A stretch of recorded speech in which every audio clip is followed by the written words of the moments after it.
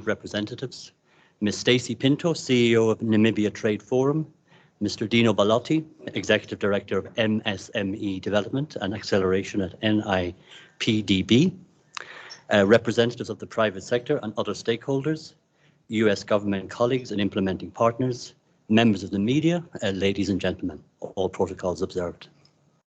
I won't take too long as we have a lot to cover today, but I would like to highlight that this is an event to reflect upon the successes and lessons learned over the past 6 years of the USAID TradeHub here in Namibia. And I'm delighted that our good friend, Dr. Mac Homer from USAID, initiated this idea so that we could all come here and reflect not just on the progress made, but also on lessons learned along the way. As we all know, the business environment globally over the past few years has been most challenging. And like everywhere, Namibia has not escaped these challenges. However, one thing is clear, is that all of the enterprises here today are not giving up.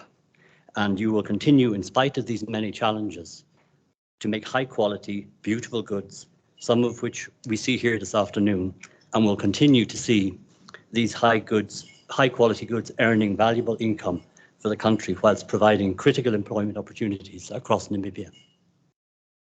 We have a wide range of players here today, both in person and online, from public and private sectors, and each one of you has had a critical role to play in boosting export-led growth from Namibia. The USAID TradeHub works with a diverse variety of sectors, including handicrafts, cosmetics, processed foods, and charcoal. We are working closely with our private sector partners in a number of areas, including certification, branding, and marketing, and with the public sector to support these businesses under AGOA. It is also very encouraging to see the number of women and youth-led enterprises that have received support under this program, and I'm delighted that a number of them are here with us this afternoon. To sum up, I don't believe there is necessarily a magic recipe for success, but I do believe 3 ingredients are essential, and I see these time and time again with the many businesses we have the privilege to work with, whether they're large or small businesses. And those 3 ingredients, in my view, are a combination of passion, planning, and perseverance. We will hear a lot more now from our presenters, and in advance of that, I would like to encourage you all to join our question and answer sessions so that they can be as fruitful as possible. Finally, I would like to acknowledge the tremendous support received over the past 6 years from the USAID Namibia team and the USAID Regional Growth Team in South Africa. And thank you all again for coming this afternoon. Thank you, Francis. Thank you very much, Frank. I would now like to run through the agenda for the day. What can you expect in the next couple of hours? We've got quite a rich program put together and looking forward to reflecting on those lessons, showcasing some successes from Namibia and really celebrating what's been achieved. So first of all, we'll be hearing from Alan Hackner, our contracting officer's representative in Pretoria. I'll introduce him more fully shortly. Then we have opening remarks from the Chargé d'Affaires, Jessica Long. Then from our Executive Director from the Ministry of Industrialization of Trade, Mr. Hayambo. And following the welcoming remarks, we'll take an opportunity to find out who's in the room and why you're here, because we want this to be as interactive as possible. Then we'll go into some examples of the work that's taken place. We've got several speakers lined up. The first is Rex Bowden. He's from a company called Catalyze that's had great success in terms of introducing Namibian companies to South African buyers. We'll also hear from a Namibian company, Plastic Packaging, in terms of some of the experiences of entering the South African market and getting support from the USAID TradeHub to meet some market entry requirements. A little bit after tea, we'll also hear from Julie Nixon, who's from Fair and Square. She's been instrumental in working with artisanal small businesses, linking them to buyers in the United States as well as South Africa. And she's going to share her insights and lessons in terms of working with businesses in the region for the last 2 or 3 years. And then we'll also hear again from a company that recently exhibited in the United States in New York at the Summer Fancy Food Show from Namibia, and that will be our final testimony for the day. There'll be plenty of time for question and answers and also reflecting in terms of inputs. So please do keep track of any questions or thoughts that you have as we progress through the agenda. After we finalize the more formal part of today, we also have a networking session. There's a beautiful exhibition upstairs with more products on display. So there'll be an opportunity to get to know one another a lot better upstairs and talk to some of the producers of these beautiful products. We also have a networking exercise planned. We've been asked to be much more intentional about how we support networking. So we've got a good plan up our sleeves to keep you entertained. And the prizes that I mentioned earlier will also come out in the networking event. So do not slip away early if you hope to win a nice prize. With that, I'd like to introduce Alan Hackner. He is our contracting officer's representative for the USAID TradeHub, based in Pretoria as part of the USAID Southern Africa Regional Economic Growth Office. He has years of experience. Since 2001, he joined USAID, so he's got vast experience in international development.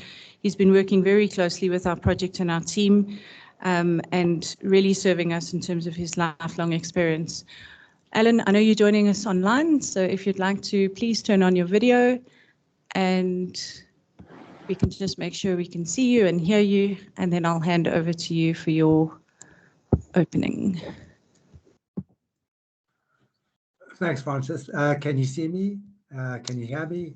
We don't hear you at this stage. I can hear you, but not loudly. So I think maybe it's something on our end. I'll put up my volume. Can you hear me now? Not quite. We're busy correcting the issue. If you could just do testing, so we can just make sure we've got good audio there. Great. Testing. Okay, just give us one moment.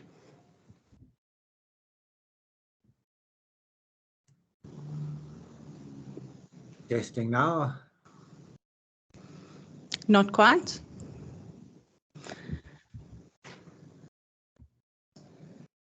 And now testing. The gremlins have crept in. Just give us 30 seconds just to sort that out. No problem. In the meantime, you'll see on your tables, I think you've had an opportunity already just to explore some of what's there. But these are some of the resources which have been developed by the USAID TradeHub in partnership with a lot of stakeholders that we hope would be useful to different members of the community in Namibia. The one is the Regional Cross-Border Trade Toolkit.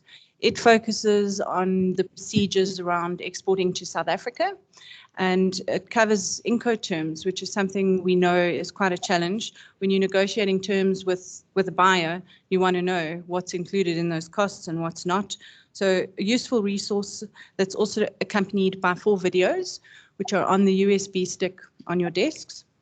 And then there's a similar toolkit that's focused on the United States and exporting under AGOA. And similarly, there are 4 videos that summarize the content of the AGOA toolkit. So if you're focusing on the US market, that would be a useful tool for you.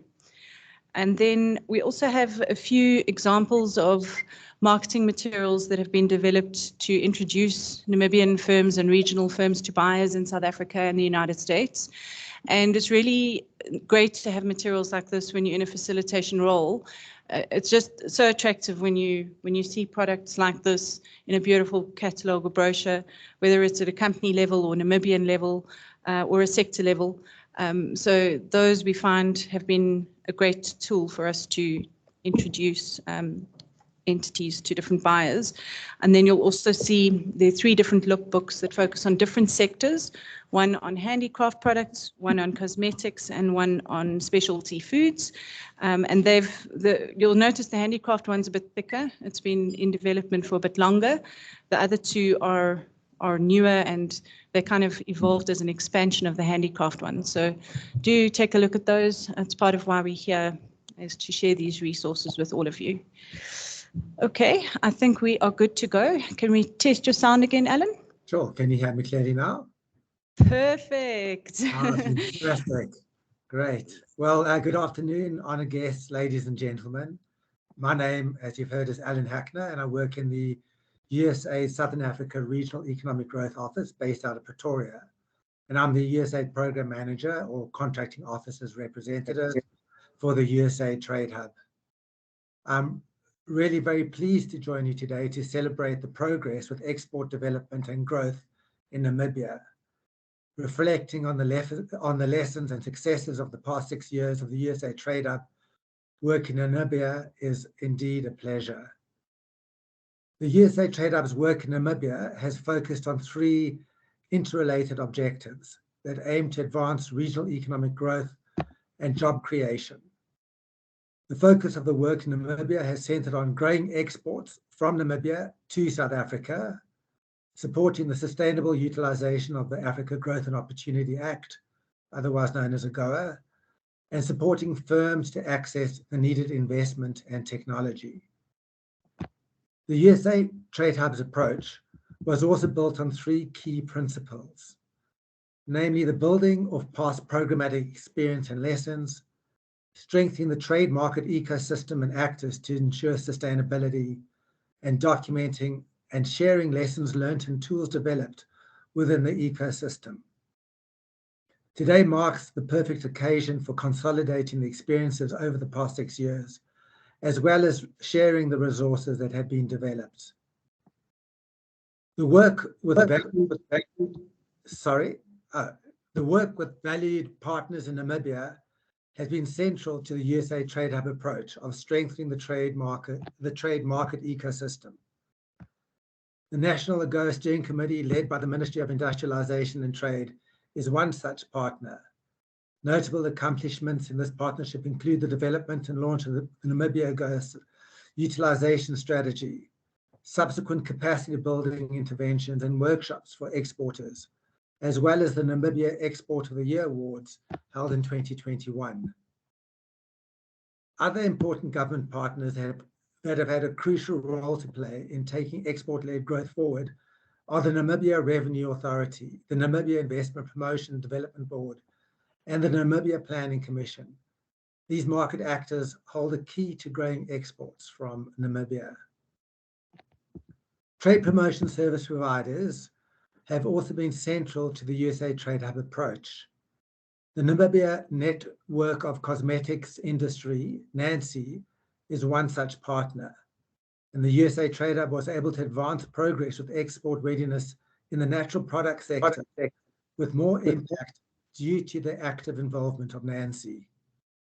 Activities included bespoke webinars to address members' needs on certification, cost share support for certification, product registrations, and product label compliance reviews, market linkage programs, trade show participation, and enhancement of marketing collateral such as website, catalogs, social media strategies, and videos. NANCY also received support with developing a source of all the harmonized tariff system codes for indigenous natural products, thereby aiding the process of navigating the export process. NANCY is just one such example of important trade promotion service partners in Namibia. Others include the Namibian Manufacturers Association, the City of Windhoek, Namibia Investment Promotion and Development Board, Namibia Charcoal Association, and the Namibia Organic Association, to mention a few. Today marks a celebration of progress in terms of growing export readiness and exports from Namibia.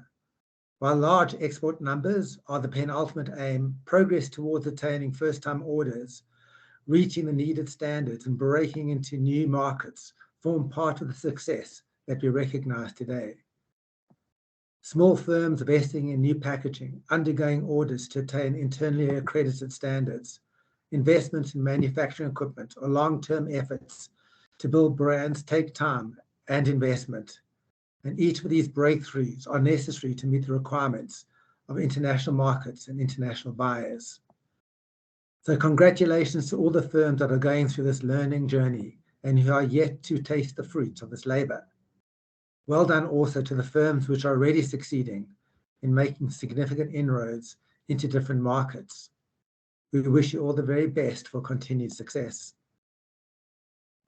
As some of you may be aware, the USAID TradeHub comes to an end in September 2022, but USAID will continue to support trade investments and activities beyond the end of the USAID TradeHub through the Southern Africa Trade Market Systems activity under the recently awarded Africa Trade and Investment Program.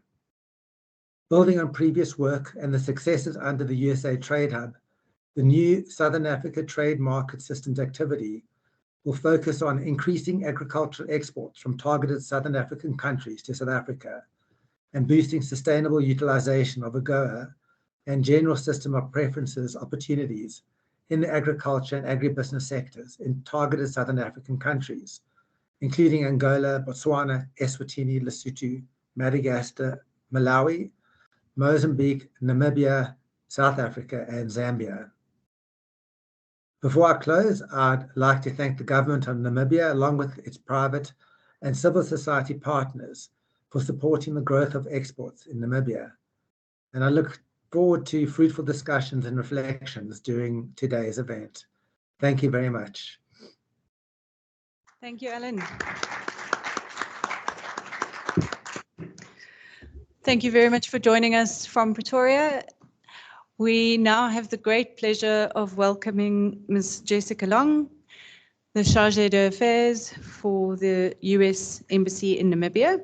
She is a career member of the Senior Foreign Service. Prior to serving as the Chargée d'Affaires, she was the Deputy Chief of Mission here at the Embassy. And she's also had a very interesting series of assignments across a range of geographies, including Kosovo, Israel, Chile, Pakistan, Tunisia, and Ecuador. Thank you so much for being with us today and for opening the event today. Ms. Jessica Long.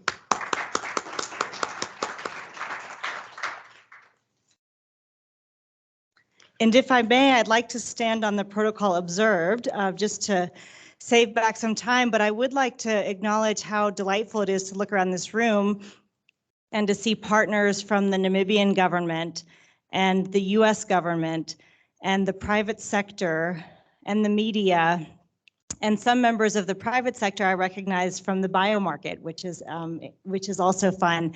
But I think it highlights the point that the reason this has been so effective is because this has been a program about partnerships. So good afternoon. It's my pleasure to be here with you all at this event showcasing and celebrating the successes achieved through the U.S. Agency for International Development's 6-year TradeHub program. The U.S. government prioritizes creating jobs in Namibia through growing Namibian exports to the United States and other countries, increasing U.S. investment here in Namibia, and in supporting Namibian entrepreneurs. Today, participants in the Namibian, regional, and U.S. export markets will share the successes and lessons learned from their experiences promoting and providing sustainable economic growth opportunities in Namibia through the USAID TradeHub. There will be an opportunity to learn about the many resources available to Namibian exporters, trade promotions service providers, the government, and other stakeholders. The United States is a proud partner of the private sector in Namibia, particularly firms seeking to explore opportunities in South Africa and the United States markets through the Africa Growth and Opportunity Act, AGOA. AGOA is a unilateral trade preference program providing duty-free access into the United States for over 6,400 qualifying exports from eligible sub-Saharan African countries, including Namibia. Through the USAID TradeHub, the United States has helped Namibian firms achieve AGOA and non-AGOA related exports valued at $2.7 million US, which is about 43 million Namibian dollars, just over the past 3 years alone. The USAID TradeHub has worked with several Namibian export companies, including Taneta Investment, Desert Hills, Plastic Packaging, local charcoal producers, and nearly a dozen other firms through experienced trade promotion service providers to build and expand professional networks with international importers.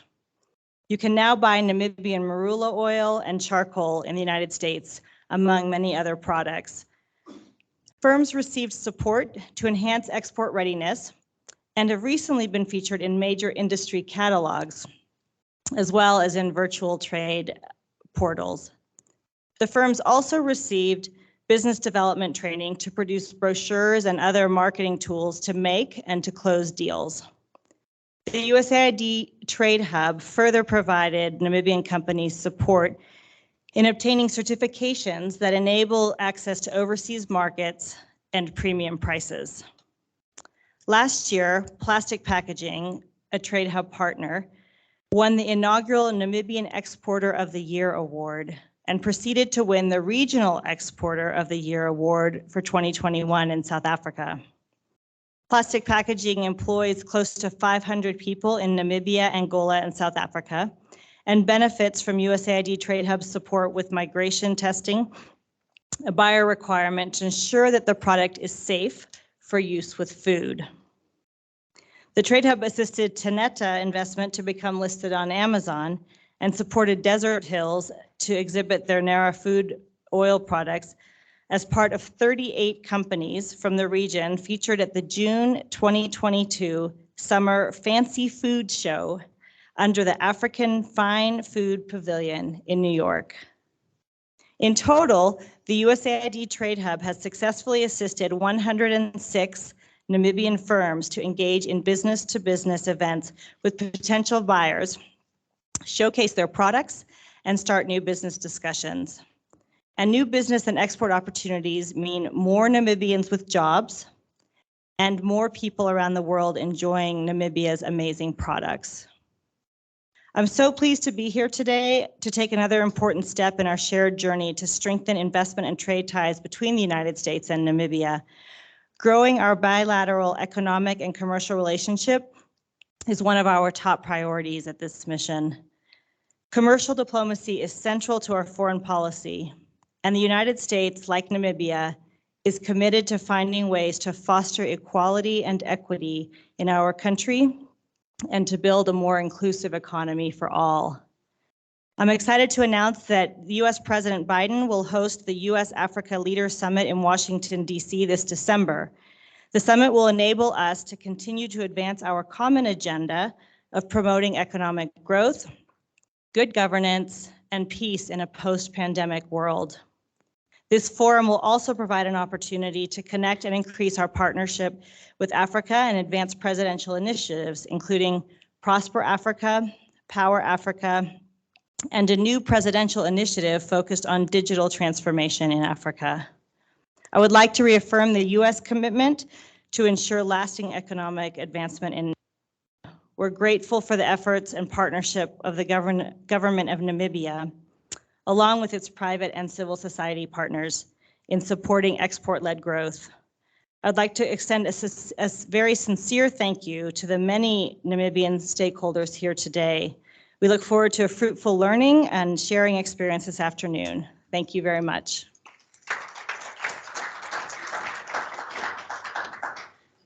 I think we can give a better round of applause than that. Thank you very much, Ms. Long, Chargée d'Affaires.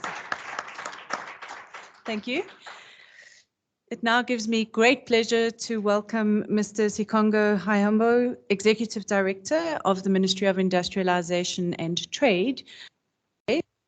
Mr. Hayambo has a big responsibility for planning, guiding, and monitoring all of the ministry's programming. It's a significant task, but with that he brings 26 years or more experience in senior management roles, and we're very pleased that he could join us again today to make opening remarks on behalf of the ministry. Welcome, Mr. Hayambo.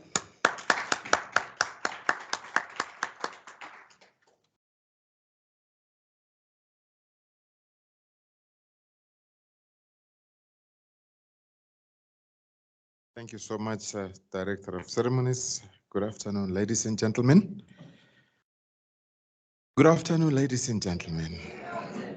Is it too much of the afternoon that we have here? Jessica Long, Judge d'Affaires, Frank O'Brien, the Chief of Party, USAID TradeHub, Valemina Shakela, Country Representative, USAID TradeHub, TradeHub officials,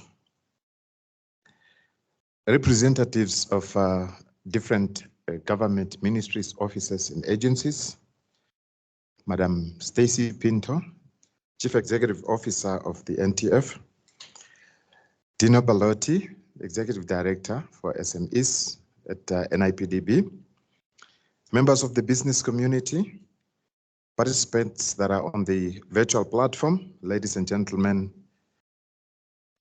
let me observe the rest of them, although I tried my level best. It is my pleasure to join you today as we reflect on 6 years of continuing collaboration between the Namibia and the US governments with respect to promoting Namibian exports. In 2020, MIT worked closely with USAID through the USAID TradeHub to develop the Namibia AGOA utilization strategy through a consultative process. The AGOA utilization strategy identified sectoral priorities for taking advantage of AGOA across different timeframes. Examples of these sectors include beef, fish, seafood, and indigenous products such as devil's claw. The work culminated in an official launch of the Namibia AGOA utilization strategy in May 2021. Since the launch, the partnership developed to include co-hosting of industry events such as the Namibia Exporter Awards in 2021 and workshops to capacitate exporters. In June 2022, this year, MIT hosted 2 AGOA exporter awareness sessions with support from the USAID TradeHub. These sessions shared information on requirements when exporting to the United States and taking advantage of AGOA. I was very fortunate to officiate at that event as well. Ladies and gentlemen, in conclusion, we thank and extend our appreciation to the US government. In addition to continued collaboration between the Namibian government through the Ministry of Industrialization and Trade, as well as the US government through the USAID TradeHub in the implementation of the AGOA utilization strategy in order to expand Namibian export basket to the United States of America. I thank you very much.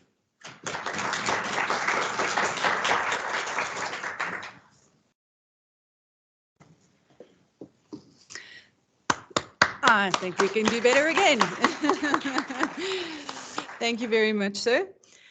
Right, it's now your turn, everyone else. We would like to get to know you a bit better. And so it would be great. There are a lot of people in the room and also online. So I'd ask you if you could please be quite short, just introduce yourself and maybe in one line say why you are here.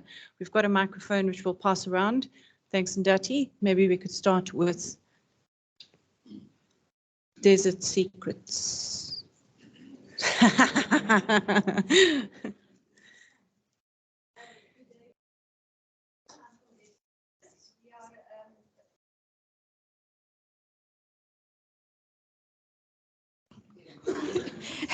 Good afternoon. My name is Sophia Snyman. I'm from Desert Secrets.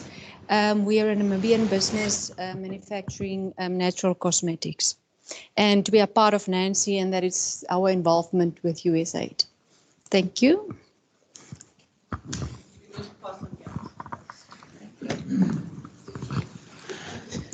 Good afternoon, ladies and gentlemen. My name is Albertina Mpolo. I'm also in cosmetic industry, part of Nancy. I'm here also to learn, because it's my first time to hear about the United States helping export readiness.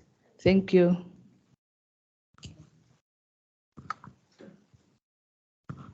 Good afternoon, ladies and gentlemen. My name is Susanna Hoff. I'm representing the company Mediplants. We're doing medicinal plants, plant and produce them in Namibia. We are also part of Nancy, and that's why we are part of that efforts. Thank you. Oh yeah, I'll just get it on to you. Good afternoon, ladies and gentlemen. My name is Nampane Ngola. I'm from Taneta Investment. We produce marula oil, and we have received enormous support from the US TradeHub, and we're here to celebrate those lessons and, you know, learn as we go. Thank you. Good afternoon, ladies and gentlemen. My name is Martin Nengola. I'm from Taneta, and we are part of Nancy, as Nampa just said. Nampa is my wife, sorry. We are producing marula oil, and we are part of Nancy, and we get help through USAID. So we are thankful to be here today.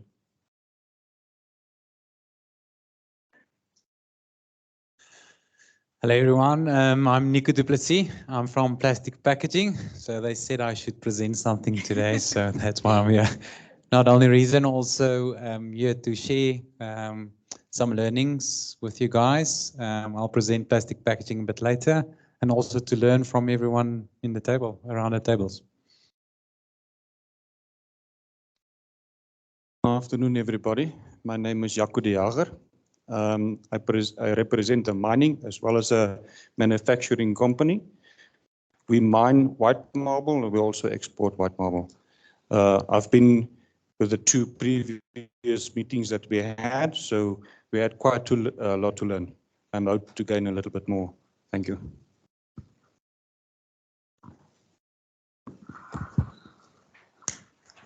Good afternoon, everybody. My name is Yalo Hango. I'm a policy analyst in the Ministry of Industrialization and Trade and a desk officer for AGOA. So I would really love to learn and to know the company that the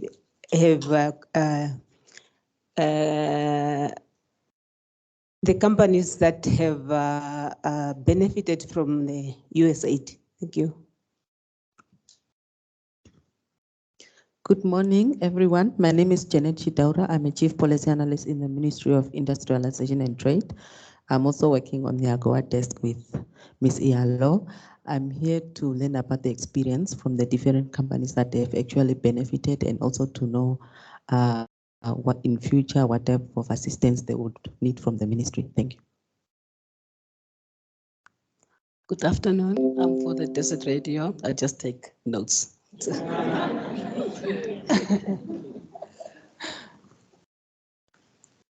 Oh, I didn't expect that. I'm McDonald Homer. I'm the representative for USAID, and I'm here because I have to be. Oh, Mac, we know you want to be here. I'm still Jessica Long, and I'm really proud to be here. I feel like this is something, this is born out of the partnership between our countries that really benefits both countries. Frank O'Brien again, and I would just like to extend my thanks once again to everybody for taking their time to come today. Thank you. Good afternoon, everyone. My name is Joseph Osiku, and I'm from the National Planning Commission, heading the bilateral program division at the National Planning Commission. Our role is basically to plan and direct the course of national development, and we are here specifically to appreciate, the support provided by our development partners such as the USAID as to how it complements government efforts to achieve our national development aspirations. Thank you very much. Thank you. Please a reminder to log on to the internet because the Menti questions are coming soon. Good afternoon, everybody. My name is Nakusheka Pofi. I am from the media house Tri-Fi Studios. So we are the holding company for 99 FM and One Africa Television. So we're obviously here to capture the event and also do a little bit of networking and marketing. Afternoon, everyone. I'm Sintain Bolsa, also representing One Africa today. Thank you. Good afternoon, everybody. My name is Miriam Irongwa from the Ministry of Agriculture, Water and Land Reform, Directorate of Planning and Business Development. Our responsibility is to ensure market for our agricultural products. So the reason I'm here is to have more understanding of the AGOA. Good afternoon, it's Robert Caveto from Namibia Trade Forum as a policy analyst. We are here to have an idea in terms of giving also the information to the companies in terms of access to the market and all that information so that we can see the lesson that Namibia have learned through the trade promotions and all that through the USAID Trade Forum, TradeHub. And we have to pass forward that information to the companies as they go about and to help them how to access the market, both international and locally, which means Africa. Thank you. Good afternoon. I'm Jason Tangeni. I'm representing a company called Permacruise Energy. We produce activated charcoal, and we're looking forward to export our charcoal to the USA.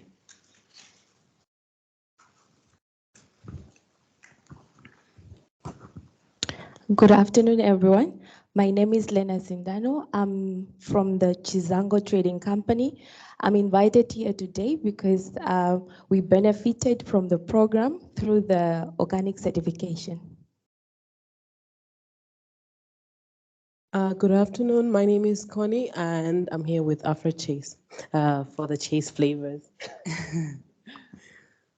Good afternoon, everyone. My name is Afra Shimeng Chase. I am the founder of Chase Flavors, CC. I've had the luxury of a lot of support from USAID, ranging from ISO training to help prepare us for export, connections to other buyers through various platforms, and just general support. So I think my proudest moment is this is the first time I've made it to a lookbook. So thank you very much. Good afternoon, everyone. My name is Dino Balotti. I am here representing the Namibia Investment Promotion Development Board, Micro, Small, Medium Enterprise Innovation Acceleration Department. So the NIPDB MSME division. I'm grateful to be here this afternoon. There's a number of scalable businesses that I've met in the past, and it's these platforms that can really fast track export promotion, which is also what we are focused on. So, and I'm very proud of my friend Afra for making the book. So thank you very much. Good afternoon. My name is Manongo Sikanda from National Planning Commission. I think my colleague Joseph has already said why we are here. Thank you. Afternoon, colleagues. I'm Beata Muti from the Ministry of Agriculture. I'm from Trade and Business Development Subdivision. So trade mostly deals with exports and imports, and I'm here to learn and see how we can best assist our clients. Thank you. Good afternoon. My name is Johanna Unjenu from the Namibian Standard Institution. It's a national standard body. And I am from the Standard Publication Sales and Information. We do develop standard. We do certify product and the system. We do inspection and testing, and also meteorology, which includes calibration. Thank you very much. Oh, I forgot one thing. I'm also a contact person for the WTO TBT notification and the inquiry point. Thank you. I'm here to network and also to get some customers. Nice. Good afternoon. My name is Margaret Susis. I'm from Eaton Manufacturers. I'm also a member of NANCI, and I'm here to learn more about certification and labeling compliances in order to be able to enter the USAID market. Good afternoon. My name is Wetu Shikari. I'm from Namibia Media Holdings. I'm here to make headlines.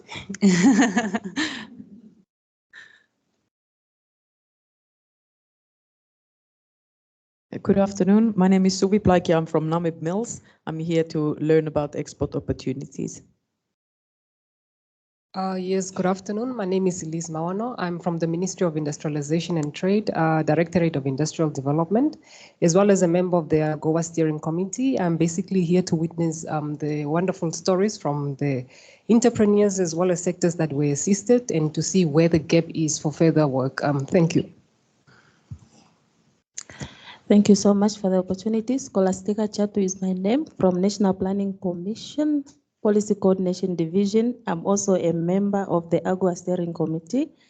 Apart from what my colleague have said, I would want also to find out the challenges. Like I already heard that some people do not know much about what we are discussing today. So just to find out how we can go about assisting as many people out there to benefit from whatever others have benefited.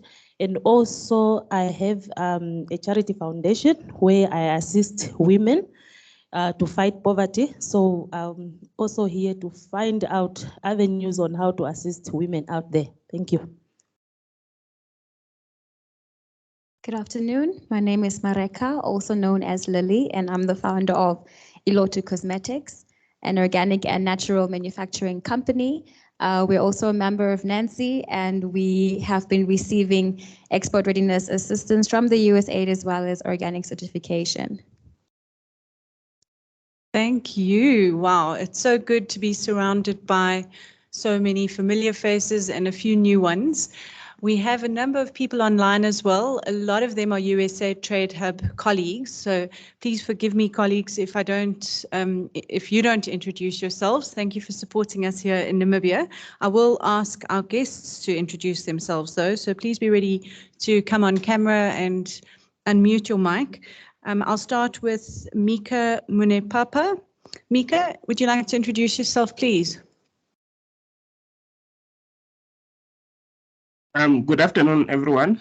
My name is Mika Munepapa. I'm from the Ministry of Agriculture, Water and Land Reform under the Directorate of Trade and Business Development. Thank you. Lovely, welcome. Thank you, Mika. Next up, Mlungise Kaba. Oh, you are here. This is our sound technician. You're welcome. We need you. Okay, next up we have Monet Button.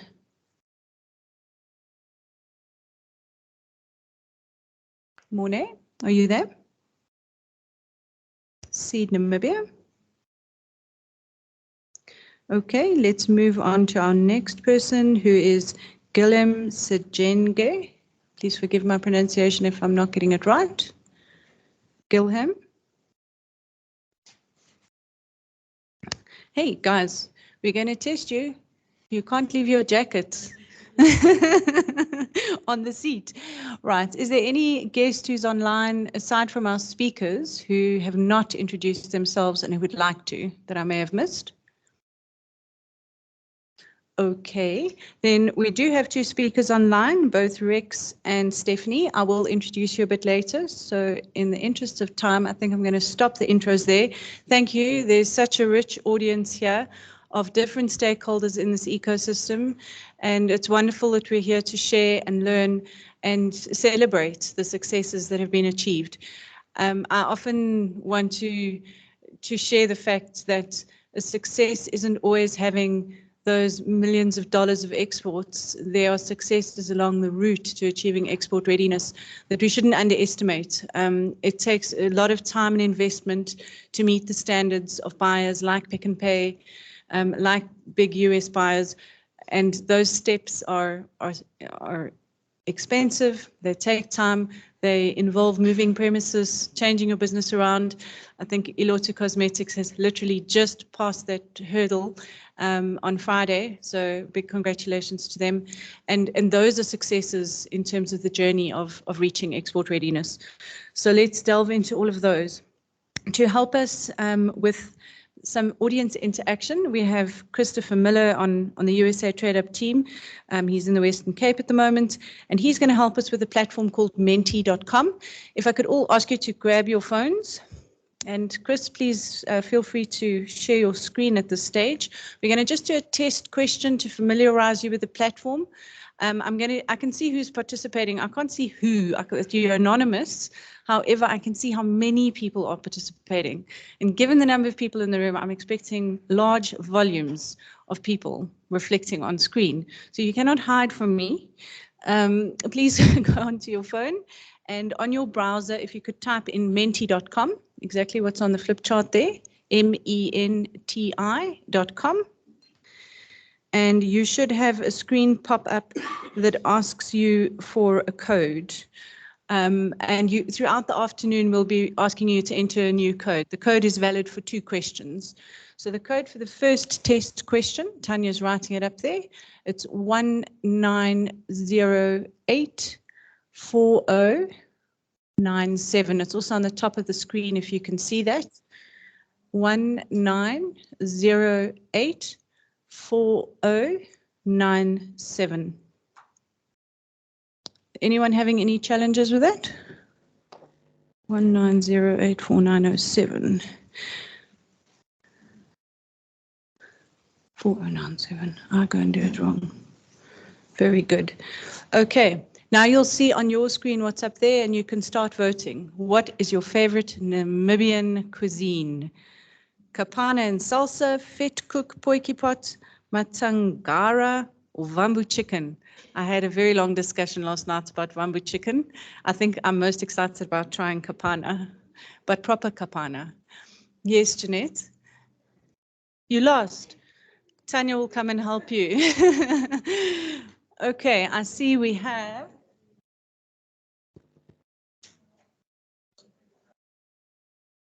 I unfortunately cannot see how many people have answered because there's a bar covering the number there.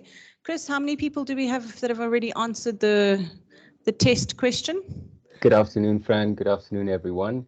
We have 21 people who answered already. 21. Okay, let's give it a bit more time. We want to have more people than that. And online folk, you're welcome to participate, even if you can't have the pleasure of enjoying some of this delicious Namibian food.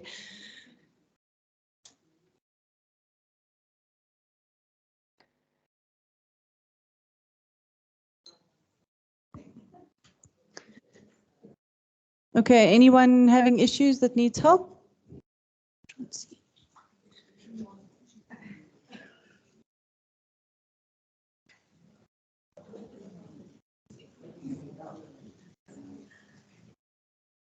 Okay, it says there was an unexpected problem with your vote. I think if you could go out and just start again. Let's try that.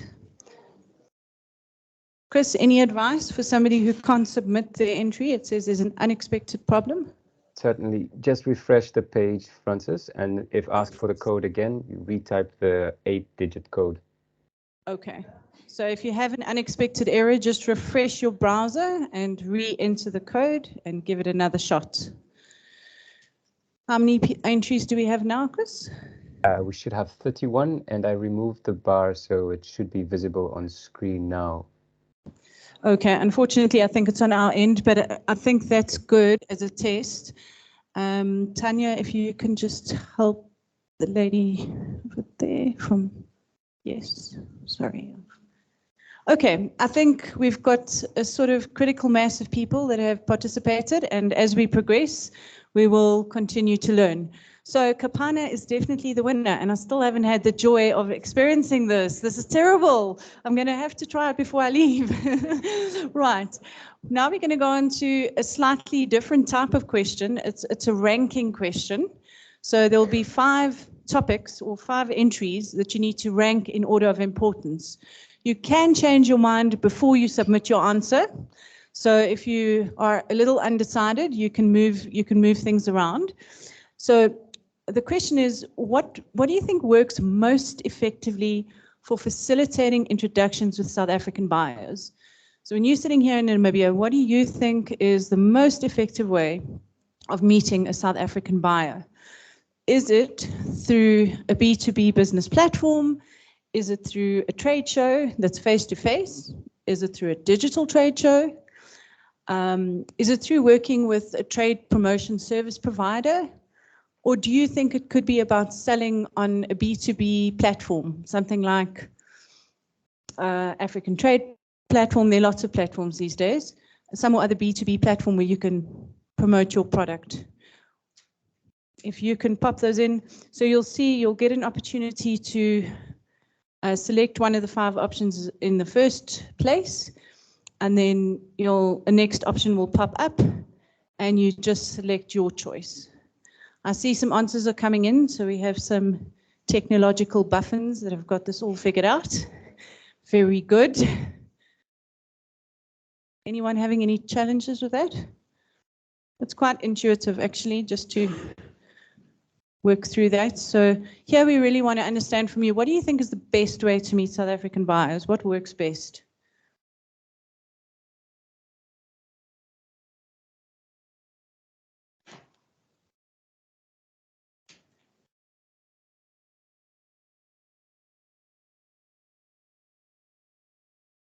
See the answers coming in. At this stage, what we have in the lead are trade shows, face-to-face trade shows, followed by working with TPSPs. But yeah, please don't let your other people's answers influence you. What do you think is most effective? Don't benchmark, as we like to say.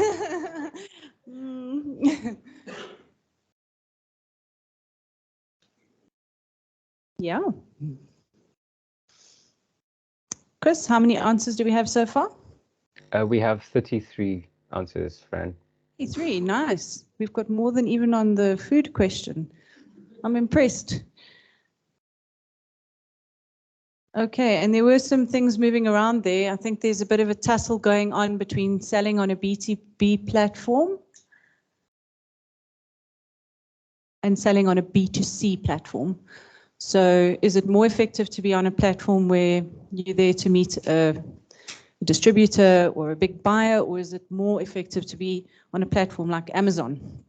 Okay, it looks like the clear winner is face-to-face trade shows, with digital trade shows lagging behind in 5th, and in number 2 place, TPSPs. So Rex, that's not a bad place for us, I think, to introduce you. I think we'll pause there, Chris, and I will introduce our next speaker, Rex Bowden, who is the managing director of a company called Catalyze. Catalyze has been partnering with the USAID TradeHub for quite a while, a few years now. Rex brings more than 20 years experience in export development. He's very passionate about digital transformation as well, and how export development and digital transformation sort of converge. So he brings an interesting perspective in terms of preparing companies for taking advantage of digital, but also preparing companies to take advantage of face-to-face opportunities. He's been very effective in terms of setting up meetings between Namibian companies and regional companies and South African buyers. Yeah, there have been several, I can't remember the exact number, but I know it's more than 100 meetings that took place in the last month or so between regional exporters and South African buyers. And so we thought it would be important to hear from Rex about, you know, what are buyers wanting? Why is this model working so well? And to share a bit about what Catalyze is getting right. So, Mr. Technology team, we're ready for the video. Are you ready for our video? By any chance? I don't think we are. Are we? Okay, I see Rex is on screen. So Rex, I think we might play your video as a send-off rather as your welcome onto the stage, if that's okay. We see you very well, and thank you for sharing your video ahead of sharing your slides. We've got a lot of people in the room, so over to you, and thanks for being with us. Awesome, great. Hi, everyone. So I'm going to share my screen to try and show you my presentation, but just let me know that it is working. Okay. Across to it, sometimes it doesn't move across.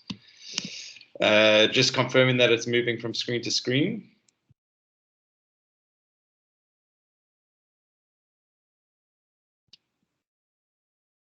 Hi, Francis, can you hear me? Sorry, yes, we can. I can, okay. And you can see your presentation. It's not in slideshow yet, sorry. I can put it into slideshow. Let's see if it works, because it gave me troubles earlier today with when I did this. Just, is it moving across? It is, perfect. Brilliant, okay. Microsoft is working better than Zoom today. Awesome, great, lovely to be here, and thanks for the opportunity. Just so you know, I was born in Durban. I lived in London for many years, and yeah, at some point, you living in London, you just have to get back to South Africa and to Africa and start working with Africa. Just one of those things you get pulled back to. And I love working with Africa. I've got a passion about it. I get super excited when opportunities come through, and that's kind of what drives us to continue doing what we're doing. And me not running off and trying to find a real job. Today I'm just going to take you through information about what we do. We've been around since 2012, and things have evolved in the last few years. So I'm going to take you through all of that and give you some examples of what's going on. And just try to be as, Francis just shouted at me if I'm taking too long, and I'll stop and sort of summarize from there. But lovely to be with everybody today. So just a little bit about us. Catalyze was formed in 2012. We started by, I used to work in the events industry in London, so I came back representing a whole lot of trade shows around the world, which you can see in point 2. So we represent now over 150 events around the world, but as soon as COVID hit, everyone came running to me and said, hey, can you organize us buyers? And we tried to jump on the virtual events and quickly worked out that they aren't great because we had no control of the buyers. So we set up a program where we started setting up targeted meeting programs. So these are programs where we actually find buyers based on what the exporters are. So their size, their type of product, their experience as well. So, certain buyers, certain exporters aren't ready for certain buyers. So finding the right meeting for them. And that's point 1. So we develop all kinds of custom meeting programs. So we do them virtually as well as in person. We also help with inward buying missions and outward selling missions. We work on a couple of events in South Africa where we host a whole lot of buyers. So we'd love to get some more African buyers to shows like Africa Health and AfricaCom. As mentioned, we represent loads of events. We take about 500 SA companies and quite a few other African companies to international shows per year at the trade shows around the world, which are coming back in force at the moment. And then we actually run some of our own events in South Africa because we've seen the need to actually bring international buyers into the market and show them that there is infrastructure here and it's very well run. We are all 54 different countries. Africa is not one country, and we all have a huge amount of amazing products to showcase. So we do that in 2 events: Africa Games Week, which is based on game development, so African-made games that giving them access to the world, and Ocean Innovation, looking at the ocean economy and looking at technology and innovation and products coming out of the ocean economy space and getting them investment and buyers around the world. So I'm going to be speaking to you today about different ways of getting in contact and how we do things. So maybe it can resonate with you guys and give you some ideas. So key with communicating with buyers, it's simple. You see that talk to the buyers. They don't want emails. They don't want long information sent to them. They do not read things. What we found with buyers in the last 2-3 years is that the shorter you can say send information to them about a company, the more likely they're going to do stuff. So a lot of our meeting programs with Engage Trade Africa that we're doing with USAID TradeHub, USAID TradeHub, we have simplified information about a company into 5 words so that buyers are able to have a look at them and go, okay, yes, it's a product that we want. And we keep it very simple as well. We make sure that it says something interesting. 90% of the product of cashew nuts sent to the US or something like that, something very short and sweet. So they go, oh, that's what we want to do. We want to also buy from that company. So that's key. So, but within this whole process in the last 2 years, we found out that we actually, the more we talk to the buyers, the better and more success we have. So we've really been breaking it down into rather seeing what the buyers want and then going and sourcing the product. So we are speaking to them consistently. A big part of the opportunities and deals that are coming through for Engage Trade Africa are actually the buyers that we spoke to before we got any exporters on board. So things like banana flour. We had a buyer asking us for that, and we went out and found them, and there's a big opportunity there. And the list goes on. Baobab powder, coconut flakes and powder and stuff like that. So when the buyer tells us what they want, it's so much easier than rather to go out into market and source products. Obviously, it's difficult to source the right companies, but it's much easier than finding companies and going, okay, I've got the companies and exporters now, let's go find the buyers, because then you're going to have to sell to those buyers, sell these companies that might not be right for them, that they don't want pushed on them. So that's been very key for us. The other key thing here we found is pain points, the buyers' pain points. So, you know, they constantly talk about us. They love to buy from Africa, but freight is a nightmare, or customs is a nightmare, and storage is a nightmare. So knowing that kind of stuff before you speak to the exporters and sellers is key, so that when you speak to an exporter, have you got someone that could send samples down quickly? Number one. If they don't, then you know you're going to mess our buyers around, so please don't. Have you got all the certificates? Have you exported to a market before? Have you got the customs documents that you need? Are you sure it's going to get through customs? Because as soon as you mess a buyer around, you've lost them, and that first order is always key. And then storage. Have you got somewhere in South Africa to put the product? Because the buyer definitely doesn't want to use up all of their storage space to store something, or go and find someone else that has to store it. So where do you store that? Have you got a distributor in market? Are you organized or got some kind of connection in the market? So that's also very key. But there's many others that the buyers will come across. So please talk to the buyers, ask them this. Others, obviously, minimum order quantities. Certain buyers, if you're talking to a distributor, they want to order a certain amount, so it makes it cheap enough to bring them the product into the country. And then again, even for your retail buyers, you know, some of them again want to maybe only do a small starting order. And if you can say, I've only got a ton that I can send you, then the buyer's going to go, well, I don't actually want a ton yet. I just want 100 kilograms to test the market first. So please, can you send that? And if you're quite rigid on that kind of stuff, you're never going to get that traction with the buyer. You're never going to build confidence in them.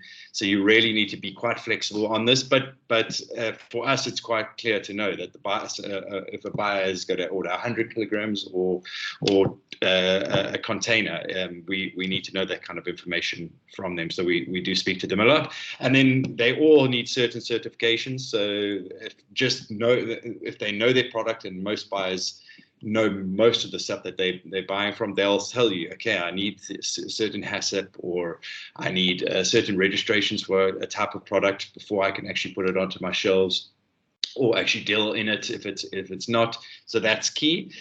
And another point that I haven't put there as well, that buyers are all very different. So what we've come across is that, and that's part of talking to them. Buyers can be manufacturers, they can be distributors, they can be retailers, they can be online stores. There's so many different ones that you deal with in a market. You have to be quite flexible when selling your product, and be quite clear about that, about what you're doing as well, and what the buyer is about.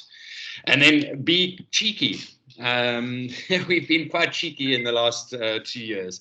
Why do you not want to buy from Africa? Is there some reason? Are you scared? What's the problem behind it? So we've been asking this question a lot, and surprisingly, most people say yes, we'd love to buy from Africa. We from Africa, we want to buy from there. But they will give you a reason. Yes, we've been burnt in the past, or the company hasn't sent things through. So part of our role in Engage Trade Africa is trying to give people confidence in buying the product from Africa, and maybe an extra step. So the fact that USAID are involved, or Catalyze are involved, that there can be like a cushion, or someone that they can go and speak to if there's something goes wrong with their products into the country. So that's very key for us. What we've seen change in the last few years is what buyers really require companies to have. So you'll see a digital footprint is now extremely important. And this can be as simple as just getting your LinkedIn page right, and that is where I would start with everybody. There are obviously, everyone's used to using Facebook, and we jump on Instagram and Pinterest and stuff like that. But at the core, if you're dealing with buyers, you have to have a credible LinkedIn profile, something that looks good.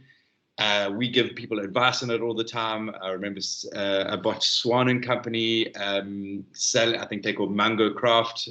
They posted on LinkedIn, and I said, well, that's great, but how, and I saw it happen again yesterday. How do I get in touch with you? Because I didn't actually have a personal profile. So he replied and he sorted that out and then started getting inquiries through there. But it's very important that you get something like LinkedIn down. A lot of the international buyers are going onto that, verifying that you are a real person, that you have a real product, that you're part of the company. So I would start there, but it's still very important. Facebook, Instagram, Pinterest, buyers want to see this as well because they want to know that you are marketing the product as well as them, and that you've got some kind of a following and information online. So those are all very, very important as well. Get a little videos done. So we got a whole lot of videos done for the last Engage Trade Africa, and it was awesome. I mean, so easy to send a buyer a video. Buyers do not want to work through 10 pages of PowerPoint or PDFs. They really, as I said, we've broken it down into 5 words. If you can do it in 5 words, that's great. If you can do it in a little 30-second video, even better.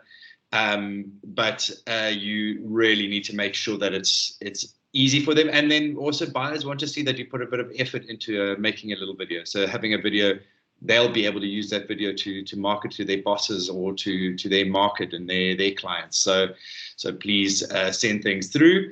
And then content is key as well. So you want to make sure that you've got content and talking about it, or someone's cooking with your product, or someone's using your product, or they want to see that kind of information online so they can use it. It makes it easier for them. Again, as I said, routes to market, freight is key, knowing your customs. If you've got a local distributor, even better. Try to find that. I know it's difficult to find. There are solutions. There are fulfillment companies. We just had a big call with Parcel Ninja in South Africa. They are very keen to work with people. So there's someone like that you can work with. And there's many others as well. So very key to know how to get your product into market. And the key with local distribution, and a lot of people have come to us and said, can we work with a retailer? And I've said, well, retailers expect you to have someone that they can send the product back to. So if you do not have a local distributor, forget about working with a retailer at this stage. They are not going to want to send something back into Africa. It's too costly for them. It needs to be simple for them. And then, as I mentioned, certification is key. So get your certification correct. Make sure it is recognized. Big problem that we've had in this is people said, oh, we've registered by the local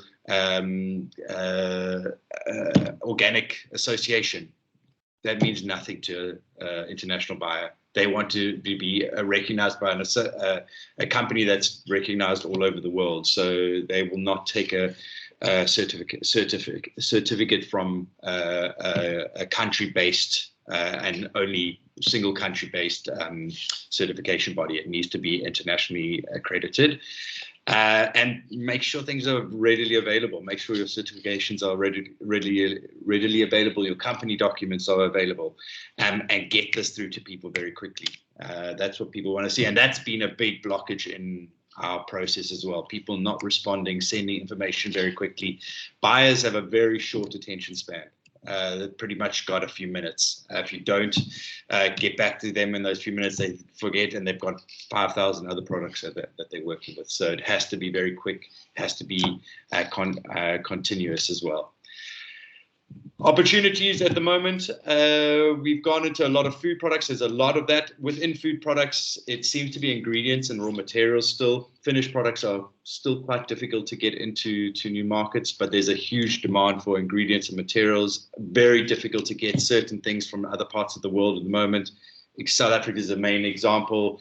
We get loads of our herbs and spices from all over Vietnam and Southeast Asia. Getting freight is a nightmare. The price of containers has increased by 3-fold. So there's a huge opportunity in that space at the moment. So, and then with the change in world markets as well, and issues in Russia, Ukraine, there's a huge amount of stuff that can't come out of there anymore. So there is opportunity in that space, wheat and various other things. Cosmetic oils, we tried cosmetics last year. We realized that cosmetics are very difficult to get into a country, but cosmetic ingredients are very in need in South Africa. There's a huge amount of cosmetic companies and around the world that are looking for something different. African herbs and flora are amazing. Very different. People around the world and in South Africa want to put these in. So there's been some great different herbs that have come out on our projects lately.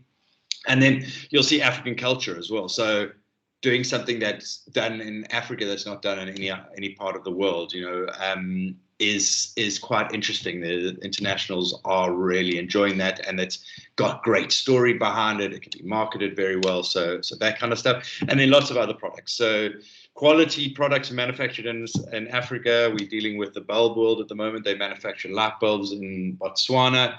An amazing story, and we've got some amazing opportunities for them.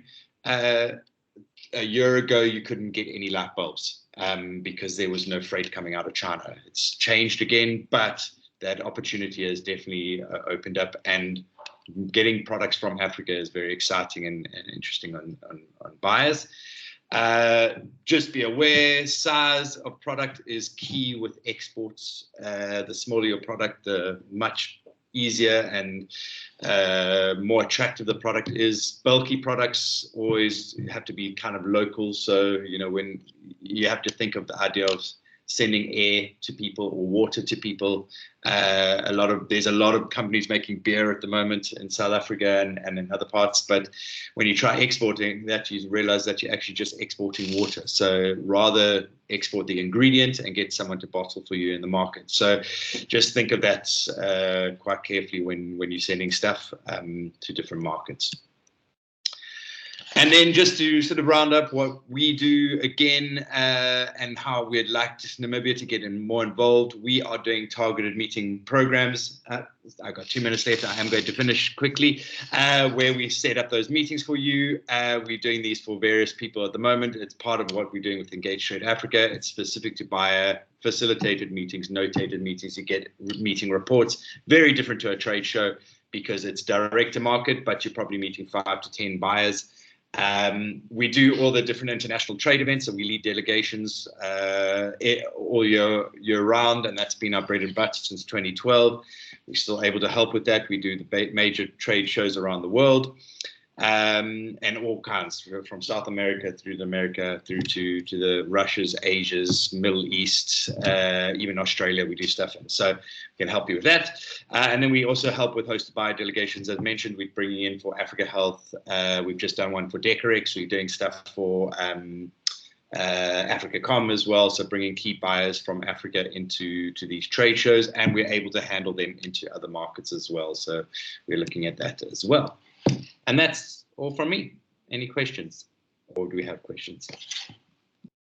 Thank you, Rex. I think if you don't mind, are you able to stay on while Neko quickly does his presentation, and then we'll do Q&A for both of you after that? Perfect. Lovely. Thank you, Rex. I think it's great to hear some frank feedback in terms of what buyers are looking for.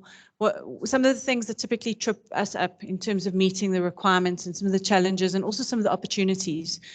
With that, I think we're going to move on to the video next.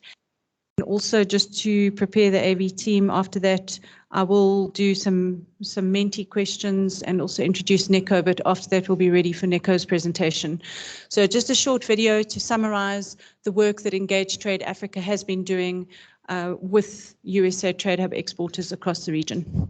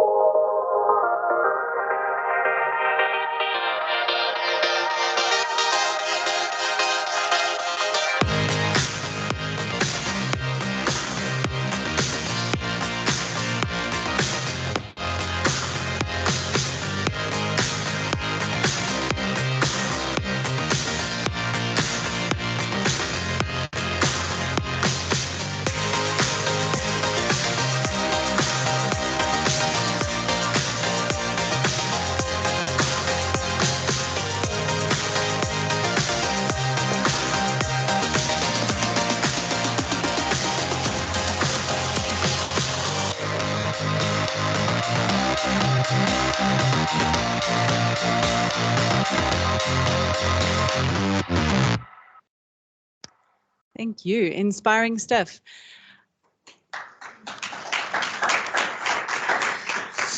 So, Chris, if I could ask you to bring up the next Menti question. And while you're doing that, just to emphasize that the role that Catalyze plays is really to make those links and to support delegations that are going through trade shows or to support digital engagement. So they're a service provider that does this work, and part of why Rex is here is to also promote his business to the likes of the ministry and so on. And I think it's important just to acknowledge that.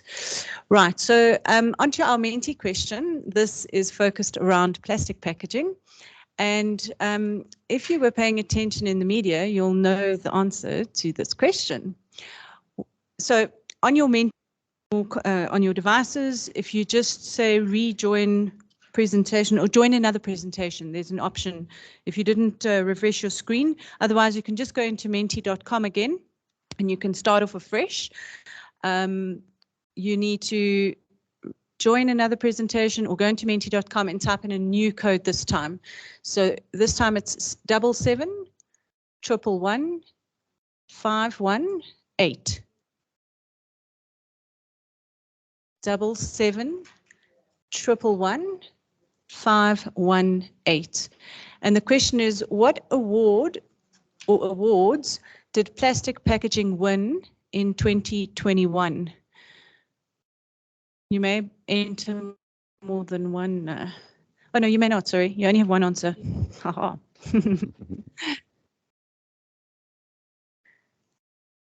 And we have options: Namibia Exporter of the Year, Namibia Manufacturer of the Year, Regional Exporter of the Year, A and C, or all three, A, B, and C, in 2021. So that was last year.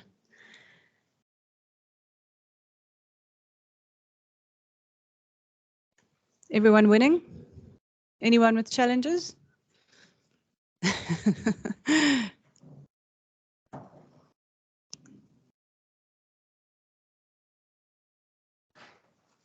Okay, so far we've got 11 people saying that they won the Namibia Exporter of the Year. Then we've got a few people saying they won the Regional Exporter. Then we've got quite a few people saying the Manufacturer of the Year. And then we have 7 people saying A and C, so both Namibia and Regional Exporter of the Year. And a couple of people thinking they're taking all 3 in 1 year. So I think I'm going to stop the poll there, just in the interests of time, and put you out of your misery, because the 8 people who chose option D are correct. Plastic packaging won the Namibia Exporter of the Year. They went on to the Regional Exporter of the Year awards in South Africa, and they competed against 8 other countries and came up tops. So congratulations to them on that win again. We've got one more question on plastic packaging, so please go back to your Menti screen and we'll move straight into it. Plastic packaging is very passionate about the circular economy for plastics, and they recycle a lot of plastic. What percentage of their products are produced from recycled plastics?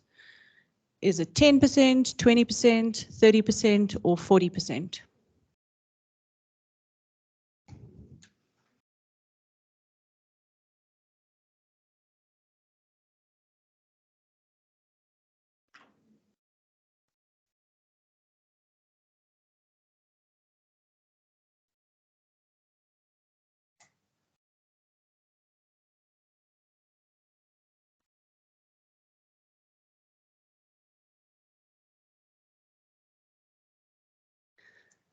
Okay, we're getting some good answers coming in here.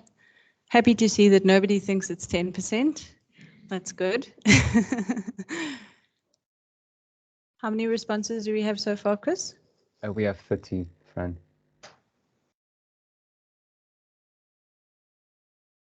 30. Okay. Yes.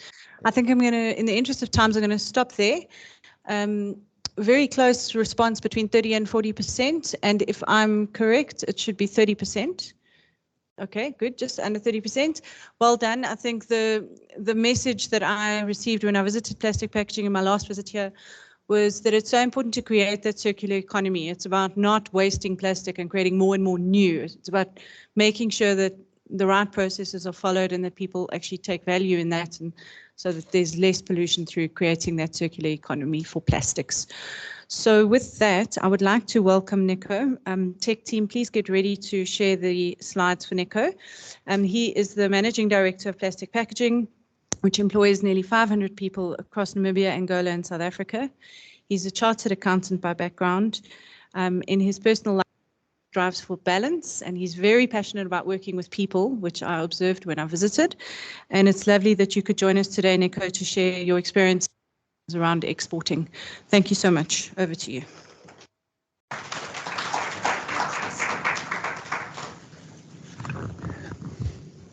Thank you, Francis. Okay, I'm going to take it as all protocols observed. I know that I'm going to make errors and then I'm going to look stupid, so going to leave it there. Okay, so I think I want to start off by saying thank you.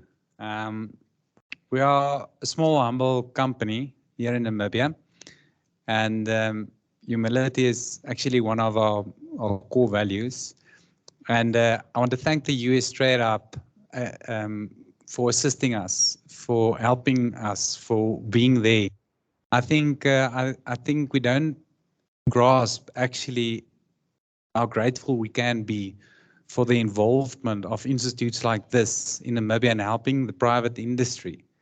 And I would just like to thank and start off by saying thank you for you guys. So I think before I start off with the presentation, you know, being in a private industry, I'm always thinking, what do you want? I mean, the public area is also trying to assist the private industry, but I think if I can just mention a few things a private industry could ask for, is that first of all, definitely a stable environment, hoping for a political stable environment, hoping for electricity. We've got that. Looking for support, and I think if we see what we've got here in Namibia, we've got all of them. We've got a lot of support. The private industry can thrive, and having these tools given to us to go and export even further, we can't even have the excuse of Namibia is a small country. There's only so many people. And I think unlocking this opportunity to export is huge for us, and we should take this that is given to us and run with it. And I think that is, before I start my presentation and just telling you a bit more about plastic packaging, I think you will see that through the presentation as well. I think plastic packaging got way much more credit than they deserve. So I'm not gonna, I think probably I'm not gonna impress you guys with plastic packaging and what we are and how we are. And I think that is part of my story as well, is that it's sometimes simple. It's not big things. It's a small company that's passionate about something and they can make it outside there. And that's where we represented Namibia on the international platform, regional, and we won the award. I didn't even think we were going to be considered for that, but we won that award. And it's not miraculously something that we did right. It's just having that passion. And I'm going to share that as well with you guys, what I learned in Cape Town, attending one of the seminars. So I'm going to share a few things. I hope this is going to work. Okay, it does. Okay, so I'm going to do a quick overview of plastic packaging. I see that just by hands, before we walked in here and Francis showed this nice presentation about the circular economy and some facts about plastic packaging, can I maybe just get a hand of who knew plastic packaging before today? Sure, I'm impressed. I didn't expect that. Wonder why, but I'm not going to ask that again. So I think what I'm going to do, I'm going to play you guys just a company profile video. Plastic Packaging is a company that was born 40 years ago. We are turning 40 on the 26th of August this month. We're turning 40. I think for Namibian company, it's quite in the matured phase, I would say.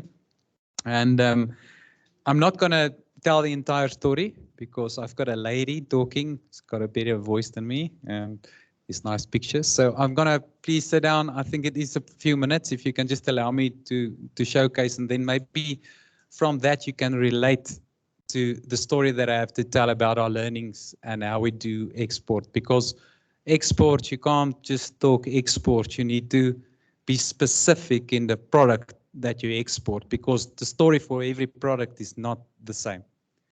So I think on this note, I think you guys need to click on that or play that company profile video. We can play that.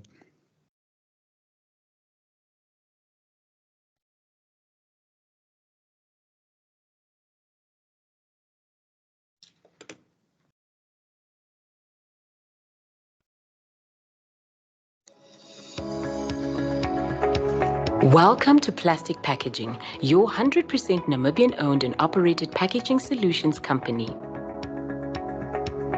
With a head office in Windhoek, we employ more than 500 staff. We have a footprint of 15 locations in Namibia, Angola, and South Africa, as well as 4 production plants in Namibia and Angola, servicing all sectors, which includes the fishing, retail, industrial, and agriculture sectors.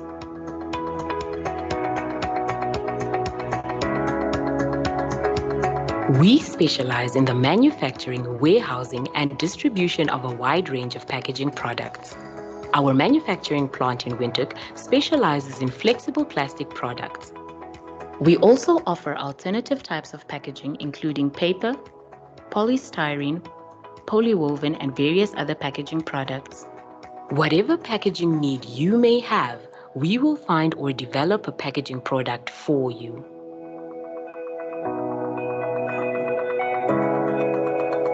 Established in 1982, we take ownership of plastics in Namibia. We not only produce plastic products and distribute various packaging solutions locally and abroad, but most importantly, responsibly recycling discarded plastics at our Okahanya-based plant, Namibia Polymer Recyclers.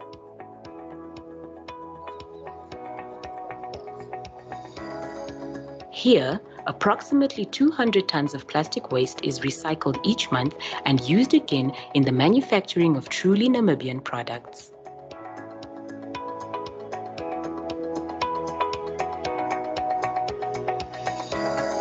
Plastic Packaging is a sustainable manufacturer with over 1 megawatt installed solar panels. Our water at the recycling plant is recycled and thereafter repurposed to water trees we planted. Plastic Packaging is proud in taking responsibility for the products we manufacture as well as those imported.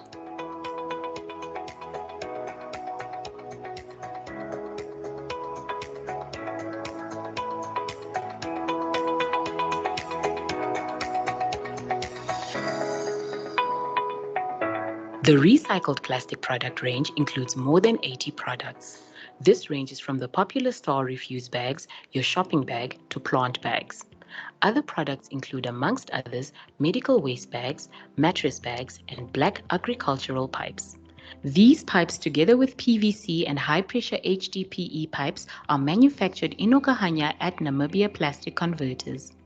This closes the loop of a circular economy of plastics in Namibia.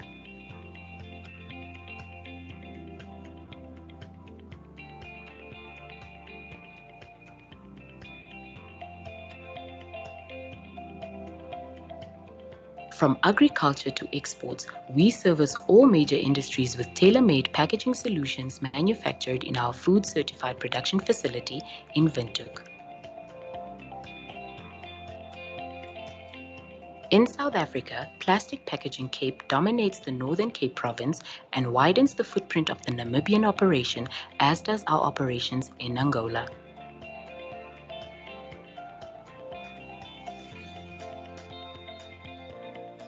With over 40 years of experience in the business, several environmental awards, and Corporate Manufacturer of the Year, you can rely on plastic packaging for efficient and friendly service.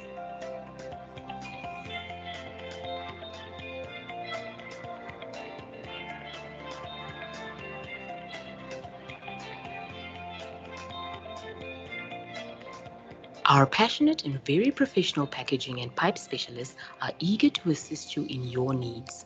If you need a packaging solution, we either already have one for you or we will tailor one that suits your specific needs.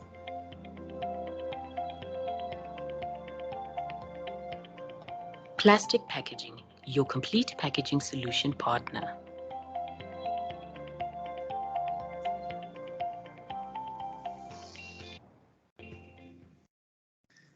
I told you she would have done it better. But I think this is not about plastic packaging today. It's more sharing to you maybe some learnings. And I think I've got a brief few things that I'm going to point out. But I think if you have questions, please, it's not limited to today. I mean, everyone knows plastic packaging, as I saw. I'm very happy with that. We are really open, and the knowledge that we have with exports and just operations and manufacturing that is in our veins, it's knowledge that we have that we can share. If there's any business in Namibia that can benefit from this, I challenge you guys to come to my office and just have the discussion and share your idea, and maybe we can as well help you doing it successfully. So I think, first of all, just the company facts. I'm going to run through this. I think that was shared already. We've got a lot of employees. We service north to south, east to west. Within 24 hours, we can reach the biggest towns and remote areas within a week. I think that also helped us to get a good footprint in Namibia. And the recycling, it's very important to us, the recycling facet. We actually consider changing our name from plastic packaging because it has the word plastic in it. But it's part of the passion that we have because we are passionate about packaging. And plastic is just an incredible material. They refer to plastics actually and in the 1900s as a miracle material. And that's why it helps us solve a lot of packaging solutions that customers need. And that's why at the end we kept it. But recycling 200 tons per month help us achieve that goal of being a sustainable manufacturer. And Star is our retail. But I just want to ask that one. Who knows the brand there at the bottom, the Star refuse bags? Available at your retail shops, doing some selling here. Okay, so the US TradeHub, as I said, I just want to thank them for helping us, for also assisting us. We haven't used them from the start off, but through the exports awards, and they came and they really helped us to unlock basically the certification that help us to export. There's a lot of benefits that they brought us, but just to name a few, I think the AGOA, we haven't used it because we don't export to the US. The products that we sell is very customer specific, except for some Star refuse bag, but that is a commoditized product, and we won't be able to compete in the US front. But what help the route to market that we have, we go to customers specifically, and we need to understand their need, and manufacturing is something tailor-made for them. And that is why we haven't used the AGOA yet. Regional cross-border trade toolkit, you've got it on your table, use it, take it along. There's some nice pointers there. I mean, they're facilitating this, the rule of origin, the guidance, how it works. The FDA requirements haven't used that, but there's definitely things that you guys need to use them. They are there for your disposal, and I think they've done great, pretty well. The networking sessions, I've got some people that I've heard here for the networking perfect. They've got a lot of workshops that they presented, and I want to thank you guys for doing that workshops as well and for the facilitating of that. And then they've unlocked a possibility to us where we obtained a certification, and I think it's sort of what Rex said, that you have to have a certain certification for the customers to have that peace of mind that they get a product that complies with certain standards. It's imperative if you go to export markets to get that certification, and I want to thank the US TradeHub helping us to unlock that ability as well. Exporting to South Africa, we've got a bigger leg to South Africa, and I think if we can just point out a few things, some of it might be sound simple, but it is. But it can get complex. So I think the first thing is from the Namibian perspective, we've got the benefit of exporting to South Africa cheaper than, let's say, from Cape Town to Johannesburg, and that is the transport leg. Especially with fuel that's increased so dramatically, we've got an empty leg going back because the majority of the products are imported into Namibia from South Africa. And if we can use that empty back leg, we get a very cheaper export in terms of the transport component that you add to the product. So we've got the benefit there. Again, something that maybe not all of you know, but it's a big advantage exporting to South Africa. Service delivery, that's very important. You have to have a local footprint, and that helped us. For small companies, maybe it will be difficult because you're setting up some cost structures. But as you've seen in the video, we've got a Northern Cape branch, because if you want to service someone good, you need to have a footprint there. And that goes with the second one that I think I've got. Maybe I pushed it 3 times. Maybe it's going to come quicker, and then I'm going to display the other things that I don't want. Okay, but it needs to be, okay, there it comes, hassle-free, and it goes with the service delivery. And I think Rex said that as well. The buyers in South Africa, they want to have it easy, and you have to make it easy for them. If they have to think about importing and cross-border things, it's difficult for them. So the easier you make it for the client and the better footprint and service delivery that you can provide there, the more successful you will be, because this is part of our success story. We've got a footprint in the Northern Cape, in Uppington and Kimberley, and we're opening now in the Western Cape as well. Reliable clearing agent, very important on both sides. Same clearing agent, it's practical things, but you have to have a very on-the-ground, knowledgeable clearing agent. You have to choose them wisely. Come talk to me and I'll share some information with you as well on the clearing agent. Then there's 2 things that I would just want to allude you to, is that the price, being price competitive, it's always about price sometimes, but it's not always. If you sell a commoditized product, it has to be price competitive. And that's sometimes difficult in the South African market because they've got economies of scale, bigger machines, European technology. We're sitting with Asian or China technology. So sometimes it's difficult to be competitive in a generic product. But if you've got good service delivery, then you can penetrate. So definitely going into South Africa, and I can think even more in the US market, you can't go with a commoditized product. You need to have something special, a unique product. If you have a unique product, it's less price competitive because you sell something different. And that is very important to understand that when you come to price. Commoditized product, it's going to be a red ocean out there. Doing a blue ocean, it's more with the unique product.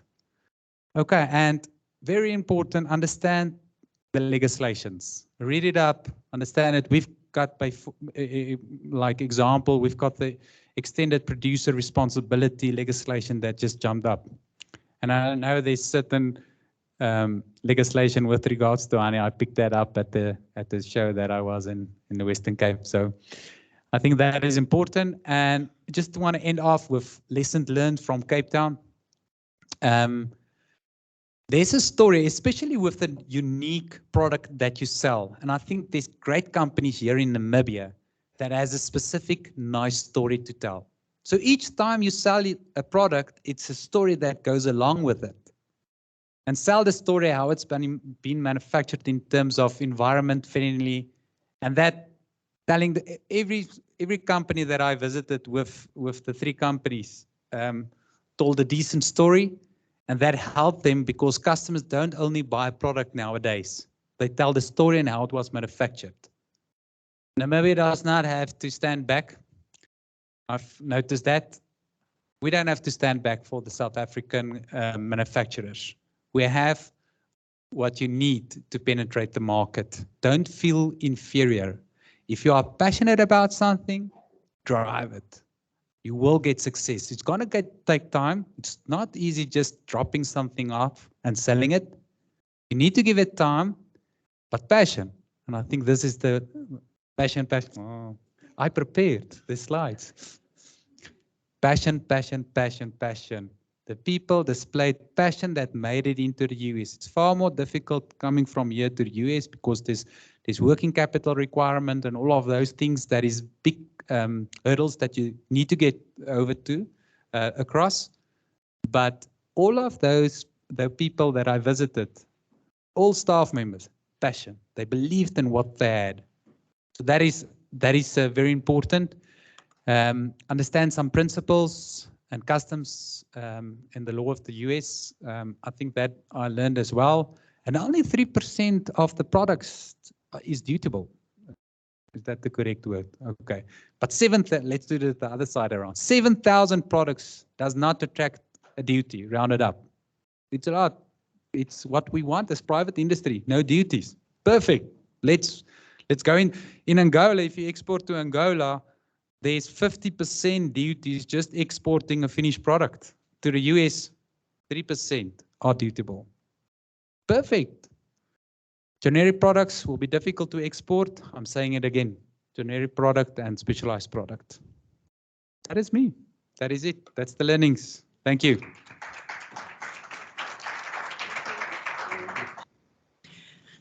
Oh, I suddenly feel very short. Thank you very much, Nico. It's so great to hear your perspectives. I think there's so many lessons to be learned in what was shared, and thank you for reflecting on Cape Town. We hadn't contextualized that. We had a big regional learning event in Cape Town in March, and we had 3 representatives from each country. Nico was one of them from Namibia, and he visited 3 companies there. And I think what was very interesting for me, just to build on that discussion, is that one of the things that stood out is a lot of the companies were small. You think South African manufacturing and you think large companies, many of them had a couple of employees, or they were simply packaging a product and branding it well. You don't have to be huge to export. So I think that was also a reflection from Cape Town that stood out for me, and thanks for sharing those. With that, I'm going to ask Frank to come and moderate the Q&A. I realize we are running quite late, so I'm sorry about that.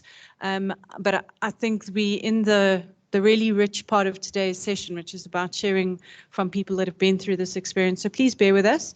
They are setting up tea and coffee. We'll have a quick break after this, and then we've got 2 more testimonials to get through this afternoon. Over to you, Frank. Thanks. Thank you very much, Francis. The interesting thing from me from the last 2 presentations is that they were both very private sector focused. I know we have a lot of private sector people here today, so it's really over to you to ask questions. There's a chance here to glean knowledge from Nick and glean knowledge from Rex and other people in the room. So would anybody like to throw in the first question?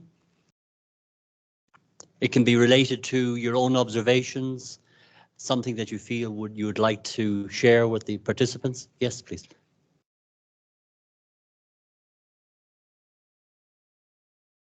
Okay, my name is Margaret Tusis from Eden Manufacturers. I was interested in the presentation by Rex since I'm a supplier, and he mentioned something about they first search for buyers and then the suppliers instead, or the other way around. So I would like to introduce to have it the other way around also. You have got the suppliers index, and you have got a buyer, it's easier for you to contact a person that has got that specific product. Instead of now the buyer is there, and now the buyer also wants it a very fast time. Now you are taking time with searching the suppliers. So that's the only remark I would like to make. Thank you very much, Margaret. Yes, over here in the back. That's me. do you want me to? I can respond on that. Yeah, look.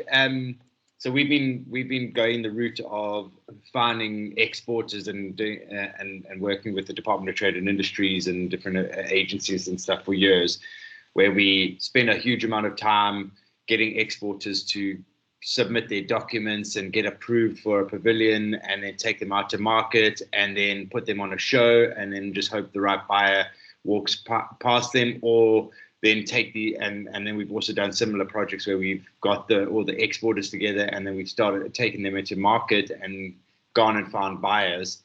The problem with that scenario is it takes a huge amount of convincing of buyers to look at those products. And when it gets down to it, they go, I'm not really I don't need this product at the moment. They'll have a meeting with you, but they'll say, well, we're not going to need it at the moment. We'll maybe have a meeting with them when we're ready in a few months. And no one can wait around hoping that they come back to you. That's months and months of chasing. The alternative, what we've been looking at, as mentioned, is we find the buyers and what they need. Yes, it does take time for us to go and source and vet manufacturers, but at least when we go and source and vet those manufacturers, they've got the hardest part of the job done, which is having a buyer that's interested. So then it comes down to us hoping that the manufacturers are on the ball and have the documents that they need. But it at least stops that extra step in trying to convince a buyer that he must be interested in a product. Thank you, Rex, for that insight. Yes, Tanya. Yes, my question is on the issue of the requirements when it comes to when you're assisting let's say, what are the requirements that these have to comply with when you're assisting them? And the second would be in terms of the assistant. Is it easy for your organization to assist those ones in an association, or is it also the specific, let's say one seller or so? Which one is easy for you to assist? Thank you. Did you hear those questions, Rex? Yeah, I did. That's good. Certifications, there's so many products that we deal with, so we have to get that kind of information out to people, and we get that information from buyers, but a lot of the manufacturers know that. So that's very relevant to a certain product, and you need to know that kind of stuff. I think that was the first question, and then the second, if I've missed it, let me know. But then the second question, we are helping both individual companies and association groups. So when it comes to individuals, obviously we work on a program where we do a minimum of 5 meetings for them. It's a pay per meeting type of program, and we go out to market with them. So we're doing that not just for local companies, for some international companies as well. And then when it comes to associations, we usually do it on a group package. So we do like minimum of 5 companies, but we've done up to 20 companies in a go at a time. It sometimes works a lot better in that space because we are speaking to multiple buyers at the same time, and they are able to meet multiple companies. So the price point comes down per meeting. But the opportunities usually develop quite nicely, and we then usually build a really nice website with simple information on it, like we did for Engage Trade Africa. And you can have a look at our website, b2b.catalyze.co.za, with other projects on there. Thank you, Rex. Yes, good afternoon again. My name is McDonald Homer, and I'm the country representative for USAID. Just 2 points. First of all, to elaborate while I'm here is to give thanks to all of you for your great work in making the work of the TradeHub a reality, from concept to reality. And I'd like to thank, of course, our implementing partner for making this, not only today, but just in the last several years, an impactful type of project. So thank you for that. My question is, though, to Nico, and I was thinking of another challenge, and that is, you mentioned about having something that's a unique product as a way of promoting export. So my question is, okay, what's too unique today may be commonplace tomorrow. So how does one remain competitive in a market that's always changing, especially for a small firm which may not have, as a big firm would have, research and development funds and things of that nature? So what would be your advice in terms of being competitive in the market that you've entered? Thank you for the question, McDonald. What's very important for us, and I think maybe other companies can relate to that, but you need to understand your customer. If you don't understand and interact with your customer on a frequent basis, you're going to get it wrong because it's going to change over time. And that was why I said you need to have a local footprint somewhere there. It's going to ease imports as well, where you import into that country. And it's also going to help you with frequent visits. If you tend to relate to your customer and you work with them, you will grow with them. So I would say you can't sit in one country and just manufacture again and just throw it on the other side. You need to listen the entire time what's happening there, what do they need. And as soon as you're intact with your customer and you realize the industry trends, you'll be able to adapt quickly and solve their needs. So that's most important. Thank you, McDonald. Shall we have one more question? Yes, yeah, please. From Tanetta, yes. I think it's a question, comment, request is to US TradeHub, USAID, to just mention that we are here to celebrate the project, which is coming to an end, in September. But I just want to say, many of the companies in Namibia are just starting to taste the fruits or the beauty of this project. And we are concerned that, it is coming to an end. So my question is, I know you don't have the answers, but what is it that we're looking forward to? Should we be worried? Is there going to be more support towards the Namibian, of course, other countries, Namibian small businesses? So that's, yeah. I think that question, thank you for the question, and I think that was addressed in the beginning, that although this project is coming to an end, there will be a follow-on activity under the Africa Transformation Programme, ATI, which will be starting on the 1st of October. So there will be some continuation, and it will happen simultaneously. It will happen seamlessly beyond the life of this project. Thank you. Okay, if there's no more questions, one more question, then we'll have tea and we'll break for tea and coffee.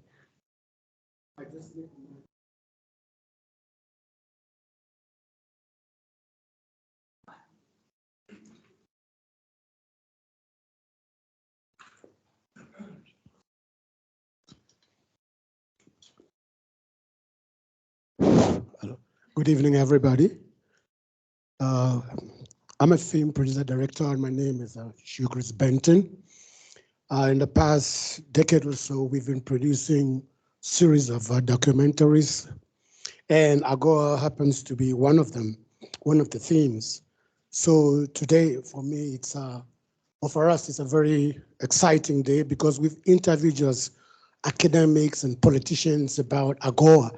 So to us today, it's like the shoe with the heels. And we got here today, the different companies and then the exports. So, but my question here is, we look at AGOA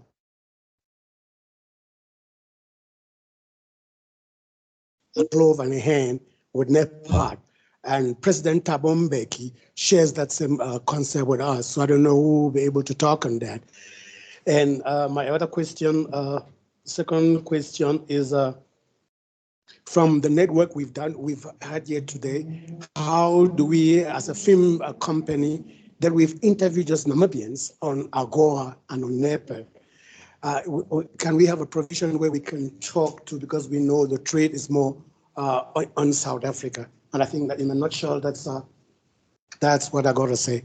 Thank you very much. But as I said, it's very, very, it's as I said, it's the shoe that meets the heel, because we have processed that or human angle stories that can drive our documentary. Yeah. Okay. That's it. Thank you.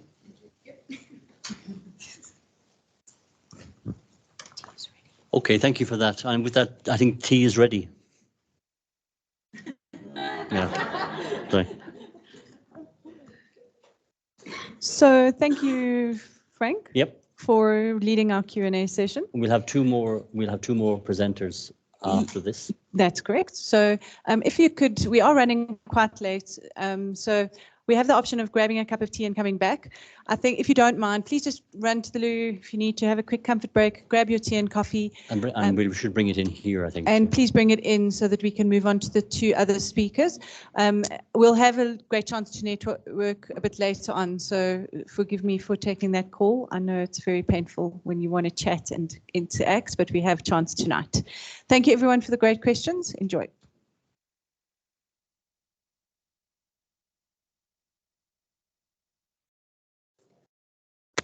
Ladies and gentlemen, please get your phones ready for the next round of Menti questions. They're coming up on screen at the moment. I will read the code to you and quickly, Shireen, since you're so conveniently close to the flip chart, would you mind writing the code for us on the flip chart there? It is 69647214. So please go into Menti and put in 69647214. And the question that's there to start us on this, and this is a word cloud exercise. So what's going to happen is you guys need to put your thoughts down. We're not giving you any pre-populated answers. We want to hear from you. What do you think are the most critical success factors for exporting to the United States? Keep your phrases short. If you can stick to one word, that's even better. But what do you think are the most important things? And you've got three different critical success factors that you can put into the word cloud. And there you go. We've got some coming up: professionalism, great product, consistency. Thank you for whoever put that in. I'm going to give you a couple of minutes just to put down your ideas of what you think is most important.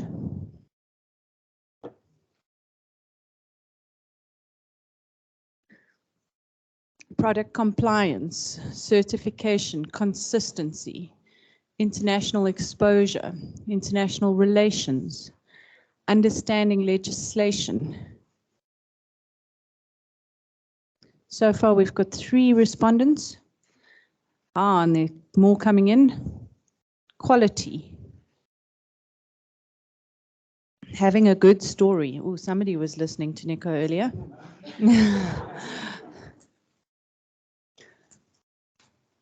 Competitiveness, having a competitive product. Standards. We've got legislation coming through. SBS, sanitary and phytosanitary. Compliance. Certifications, certificates.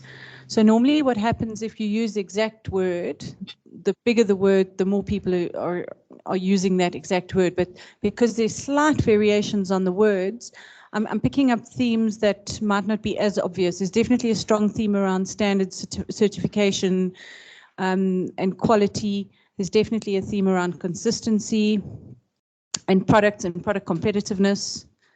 This is great. Thanks, guys. Keep going. We've got 14 responses so far.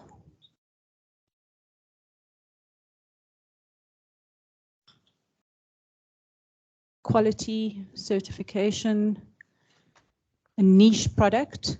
So there's this theme in the discussion that's also coming out, I think, around having a niche product that's got some other unique selling point, or else having a commoditized product that's very price competitive.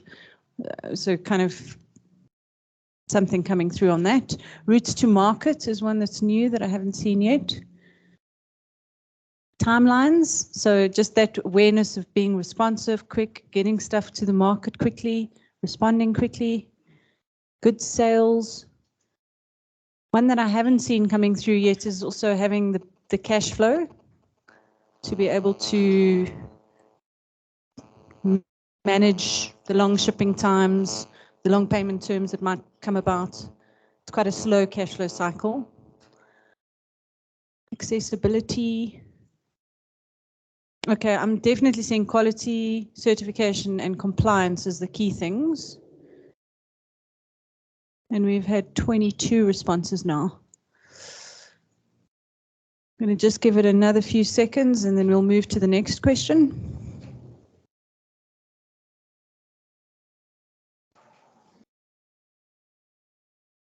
Oh, having a digital footprint is also coming through there. It's one I haven't mentioned yet. All right, I think I'm going to stop it there and move on to the next one. Thank you for everyone who participated. You can now go to the next question, which is, what do you think are the top 2 challenges, so you can choose 2 answers, that Namibian firms face in meeting US buyers? So what are the top 2 challenges facing Namibian firms in terms of meeting with US buyers? Got a couple of options there: responsiveness, communicating key information, understanding export procedures, having a competitive product, or you've got other as well if you don't think that those 4 options make sense. If there's something else burning.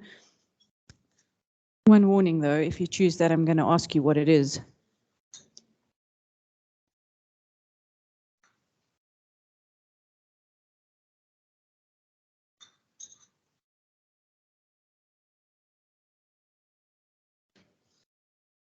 Nice, I'm seeing more responses to this question. Already got 11 coming in, so communicating key information is picking up, but the main 2 at this point are having a competitive product and export procedures.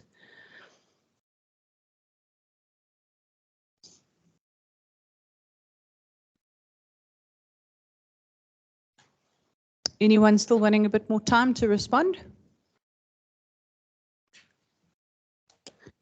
Okay, we've got 16. Do remember that there is a prize for being a very active participant, so do keep up the level of engagement. Very good. Thank you very much, Mr. Mentee Master Chris, for sharing the screen and helping us with this process. So we've got 1 person saying responsiveness, we've got 6 around communicating key information, and that talks about to having nice brochures, sharing product profiles quickly, understanding the export procedures, processes, and I think coming in second place is having a competitive product. So thank you for the feedback. Good to understand the challenges that you're facing. I think with that, we can move over to Julie. Mamusa, please could you share Julie's slides for us while I introduce her? And Julie, please come on screen so we can meet you. Julie Nixon is head of, or country director of, a company called Fair and Square. They were previously known as Swazi Fair Trade, or SWIFT. Very interesting. Julie's been working in this field for a very long time, working primarily with artisanal handicrafters in Eswatini to help them to reach markets through a kind of fair trade organization. But in this process, she's realized that this service is really important to other countries and other sectors. So over the past few years, she's grown across the region to support companies, including companies from Namibia. And she's also gone into other products like cosmetics and specialty foods. And some of her reflections are about how those are different and how this journey of growth for Fair and Square has come about, but also some tips for all of you. Julie, thank you for your patience and for joining us later than planned. We're really looking forward to hearing about your wonderful work and your experiences of supporting exporters. Over to you. Thank you, Francis. Hi, everybody. As Francis said, I'm Judy Nixon. I'm the country director of Fair and Square, and we've had the great pleasure of working with 6 Namibian organizations. We started off with the handcraft, and then we've moved into natural cosmetics and food. So the idea that we always put into our methodology is get people ready, build the capacity, and we do that through training, mentoring and coaching, get the marketing materials ready for the market, and then get people ready for buyers and then introduce them to buyers. So let me tell you about some of the enterprises that we've been working with. And also want to say a huge thank you to USAID and the TradeHub, because without you, we wouldn't be able to do any of this work. So one of the things we've been doing is creating the lookbook. So you'll see on your tables, we've managed to have some printed, and they are all there for you. So some of the companies are Elements by Akarina, who does beautiful accessories. Leon Engelbracht Design with this handmade leather, which is just exquisite. Let's go to the next slide, please.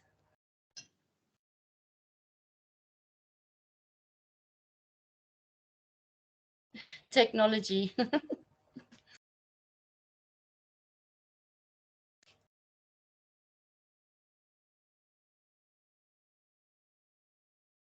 Mamosa, are you able to move to the next slide?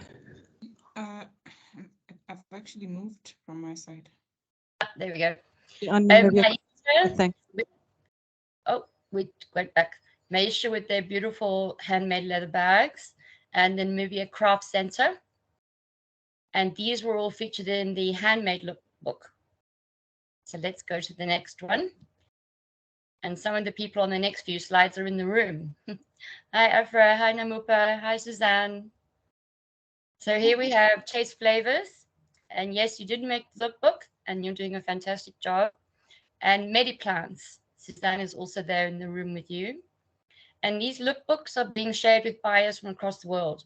So one of our buyers is with Whole Foods. We have others that are with the Smithsonian. Some of them, like Bridge for Africa, they have 1,800 retailers that they then supply. So we try and work with buyers that we know and we've built relationships with over the last 20 odd years. So this lookbook has gone everywhere. Maybe have the next one, please.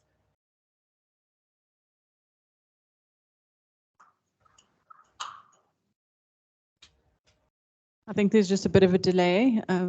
There we go. There we go. There's Taneto. I think you're also in the room. Yeah. And the next one. And Julie, you can't see this, but some of these products are also on display in the room as well. So that's wonderful. There's really some amazing products coming out of Namibia, and they're ready for the global market. So the other thing we've done in Namibia is catalog building. So each year one of the organizations has been selected and we build this beautiful catalog. Because what's key is when you're talking to buyers, especially when they're on the other side of the world, is they want to see your marketing materials. So creating these beautiful lookbooks and creating these beautiful catalogs is a way to grab the buyer's attention and remind them about you if they saw you at a trade show or if they saw you on an online event. So let's go to the next one, please.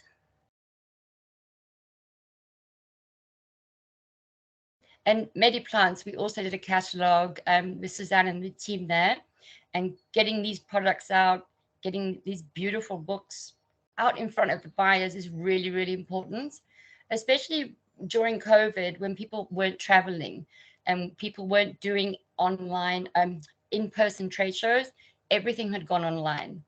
And I think even post-COVID, we're still going to need to be really, really good at digital marketing. That's just the way it's going to be from now on. Maybe go to the next one. We're also used to having dogs as part of... Sorry, I'm going to close the door. 1 second. You don't have to apologize. This is a normal feature in my life. Sorry about that, everybody. I have monkeys and dogs, and they come together at about this time in the morning, and they don't like each other. So the other thing we've noticed when we're working with the SME sector is often people don't have websites, and that's a cost factor.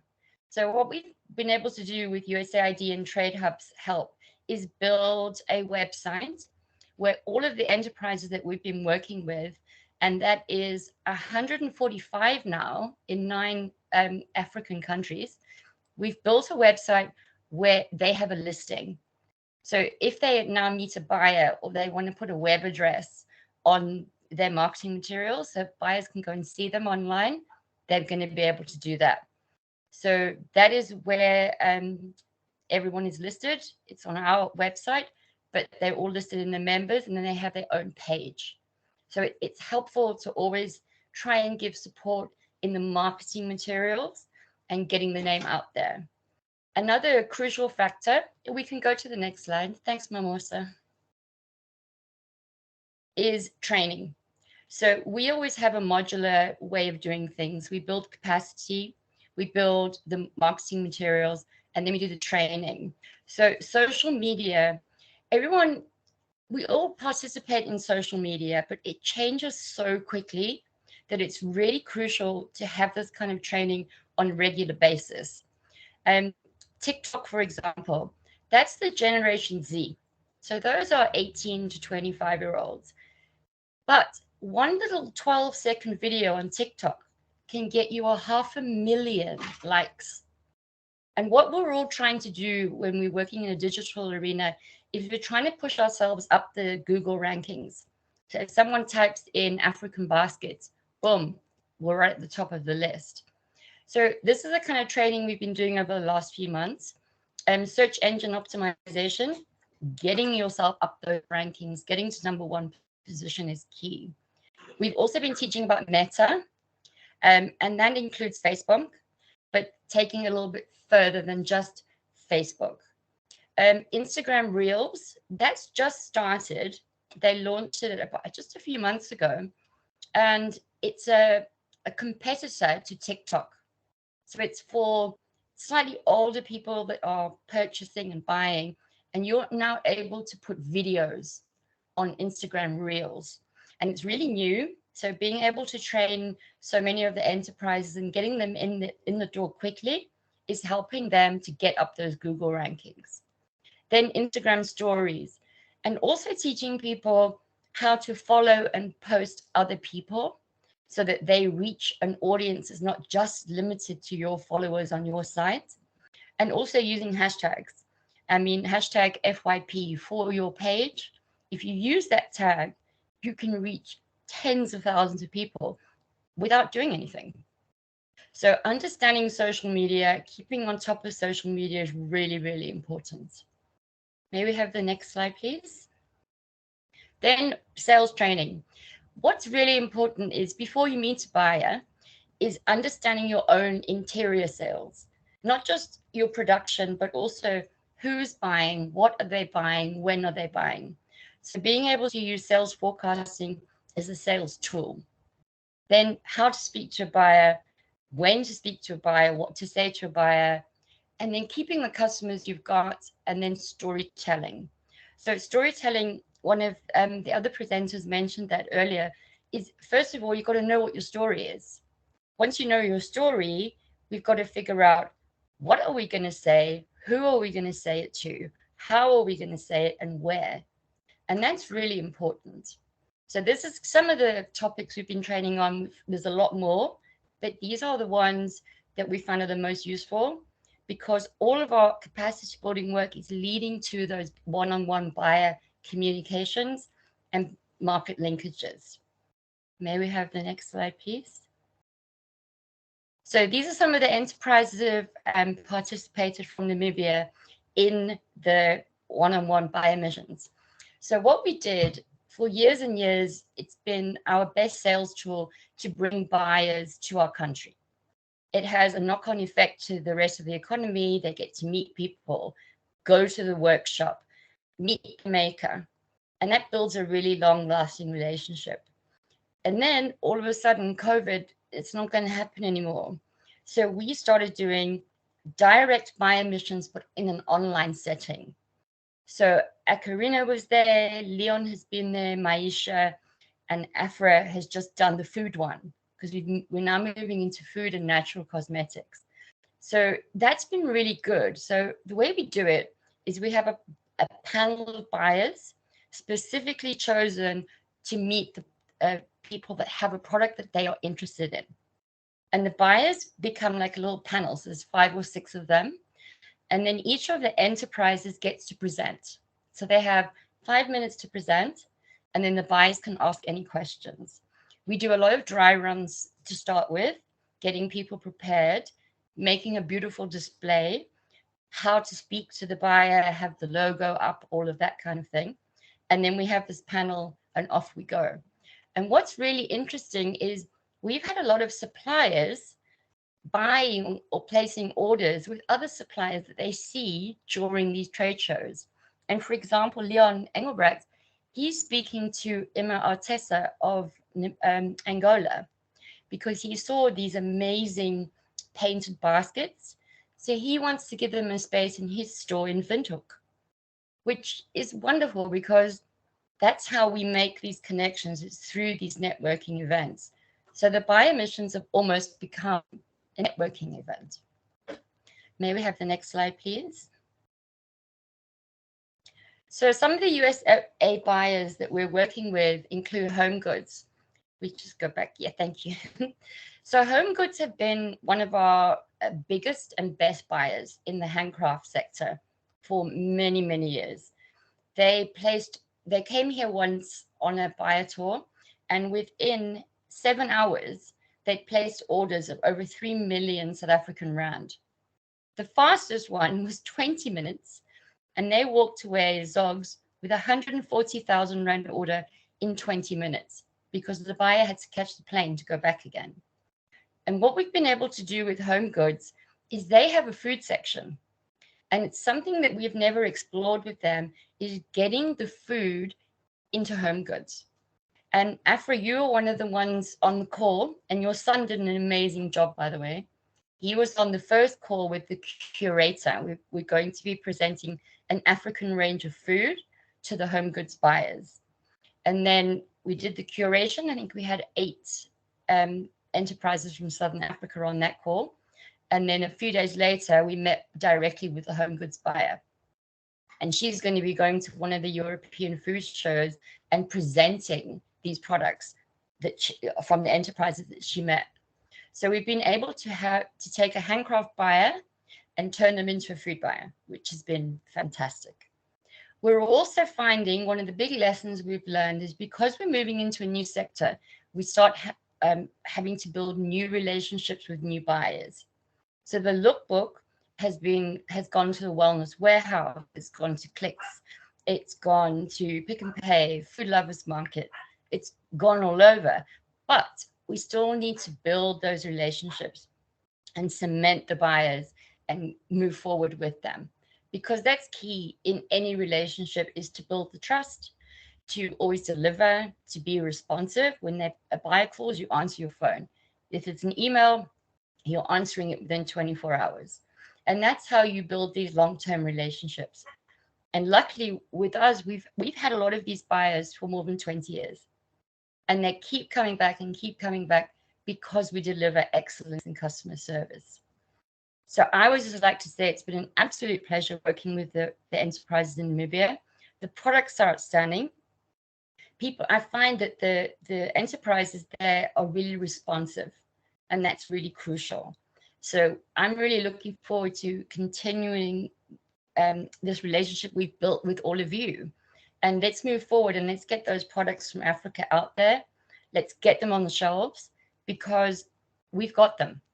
The quality, the diversity of products in Africa, it astonishes me and it makes me passionate about Africa. I've always been passionate about Africa, but the more I see, the even more passion is growing. So thank you again to everybody and thank you all for listening. And I'll hang around for any questions later. Thanks, everyone. Have a good day. Thank you, Julie. Round of applause. I hope you can hear that. That was very enthusiastic. Thank you, everyone. Thank you. Yeah, I think Julie's highlighting some really key factors in terms of how long it takes to build those relationships with buyers, which was so evident when she started going into the other sectors and started realizing that she had these long-term relationships with the handicraft buyers, but establishing the new ones just takes so much longer. So I think a message for all of us in terms of being tenacious, just doggedly following up and not giving up. It's that passion, passion, passion, and just keep digging away. So thank you, Julie. I think we're going to move straight on to another round of Menti questions ahead of our final speaker for the day, who is Stephanie. She's joining us from Swakopmund online from Desert Hills. So we've got a couple of questions leading into her presentation. So Chris, please could you bring them up on screen? Everyone get ready with your phones. We are looking forward to a very active response on these. You guys, I think you have the inside track on this question. I got it entirely wrong. So Nara oil is manufactured from mongongo, marula kernels, Kalahari melon seed, Nara melon seed, or B and C. And if the code, sorry, the code is 89811027. What is Nara oil manufactured from?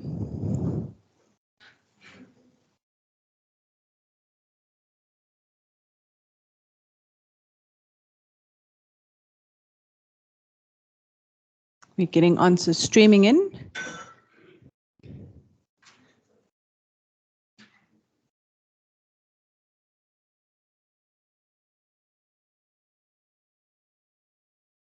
Okay, none of you are being tricked by this, are you? I'll save you. You're quite right. It is Nara melon seed, not Kalahari melon seed, and not some combination. And it can be used for different purposes, and I'll leave that to Stephanie to share with you a bit more about. So thank you, Chris. I think we'll move on just because everyone's conglomerating there on the correct answer. Save one person, but we will move on anyway to the next question. Thank you. What do you need to know if you're planning to participate in an international trade show, something like the Summer Fancy Food Show? So this is a question we thought of posing just because I think it's quite a learning experience participating in an international trade show. It came up as tops in our first question, if you recall earlier. Face-to-face shows were seen to be the best way to meet buyers. But a lot of people go to shows and they don't meet anyone, or they don't close deals. They might meet heaps of people, but they don't actually close deals. So a couple of things that can help in terms of that. It's a word cloud, so please pop in your thoughts around what do you think you need to know, or what kind of preparation do you need to do when you participate in an international trade show to make the most of it. And we're using the case of Summer Fancy Food because Stephanie is going to be talking to her experience of participating there recently in June. So we have a few answers coming in already. Well done.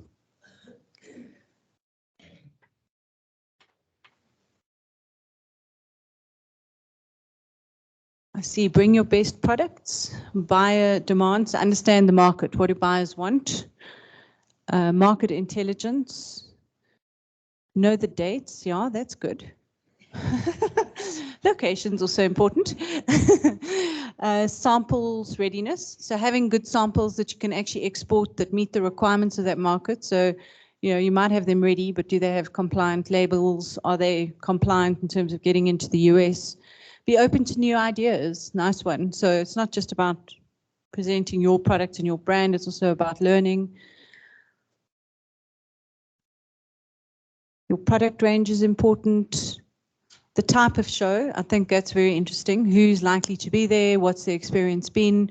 I mean, even with fancy food, there's a winter fancy food show. There's a summer fancy food. We've mainly participated in summer fancy food. What's the difference? What kind of buyers are they representing? Different regions in the US. So that's, yeah, good input there. Culture, language, just to build on that. Will you be able to easily communicate with people that are there? Ready for shelf products. Also maybe transporting and storing your products. Are they something that can perish? How do you deal with that if you're going to a show? What about if you're cooking something or you need a fridge or a microwave or a kettle? You know, all of those are logistics that you need to consider if you're going to do taste tests. In the era of COVID, how do you handle food tasting? So packaging requirements. So basically there's no clear thing standing out there except possibly location and samples, which reflects how complex it actually is to prepare for participating in a trade show. So with that, thank you very much again, Chris. And I think this will be our last no, it will not be our last Menti for the day at all. We've got a very fun one coming up. Thank you for that one. Stephanie, please do come on screen. Stephanie's not sharing slides. She just wants to chat. Oh, I think you might have a problem with your camera. So let's just test your sound. Yes, hello. Can you all hear me? Very well, Stephanie. I just want to introduce you before you start. So thank you so much for joining us from Swakopmund. I'm sorry you couldn't be in person, but we do, of course, understand. Stephanie was born in Windhoek. She's a Namibian. She has been in the tourism sector for 15 years before she went into manufacturing of these products.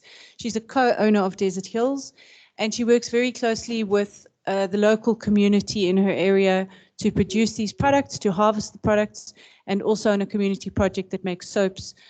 So there's a very strong community element to the work that she's doing, and the benefits of being part of a global supply chain are not just for Desert Hills itself, but also for the community that she works with, which is actually quite a common theme in terms of a lot of the cosmetics companies that are women-owned and that have many women in the supply chain that benefit from the work. So with that, Stephanie, thank you for your time. Thank you for being with us all afternoon. I've been seeing you online.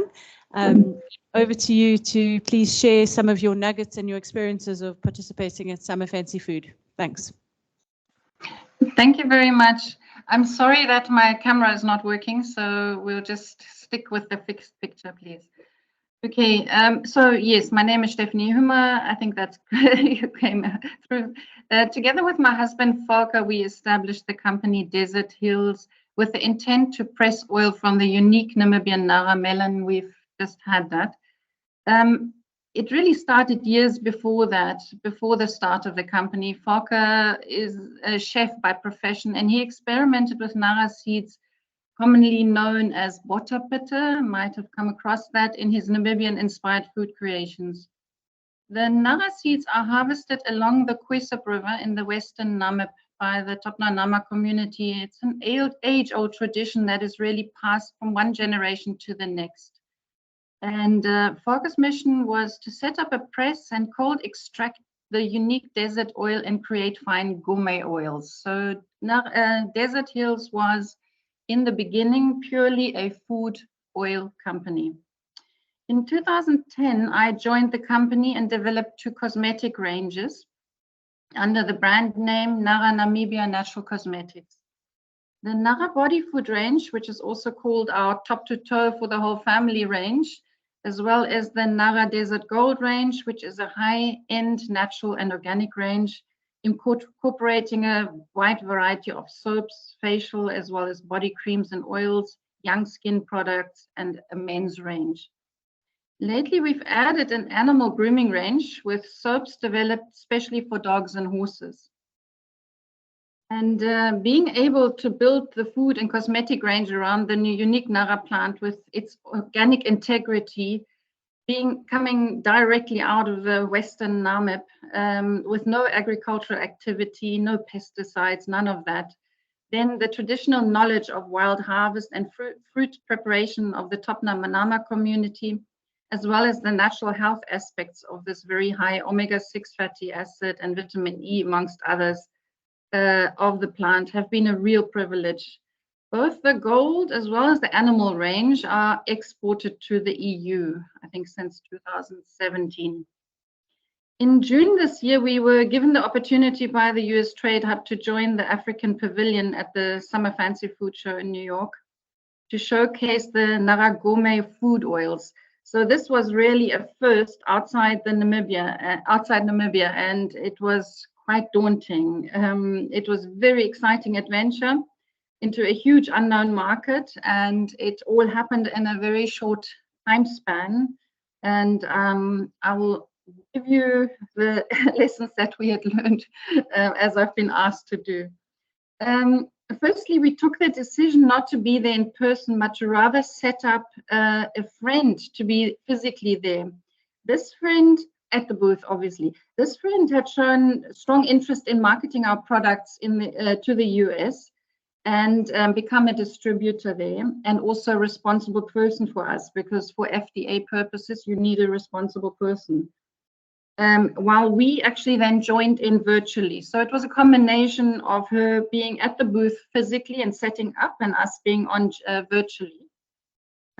Yes, this she did and we did, and we had some 3 interesting days, or actually nights for us on this side, letting hundreds of people test the oil with very positive feedback. So far, all of that was very, very positive. It all happened.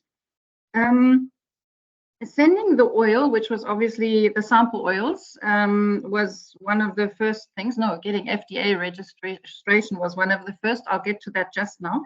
But sending the oils was a challenge. The first aha experience really was the cost involved in sending the oils, and then realizing what this will do to our cost structure of the oil actually in the US when we sell.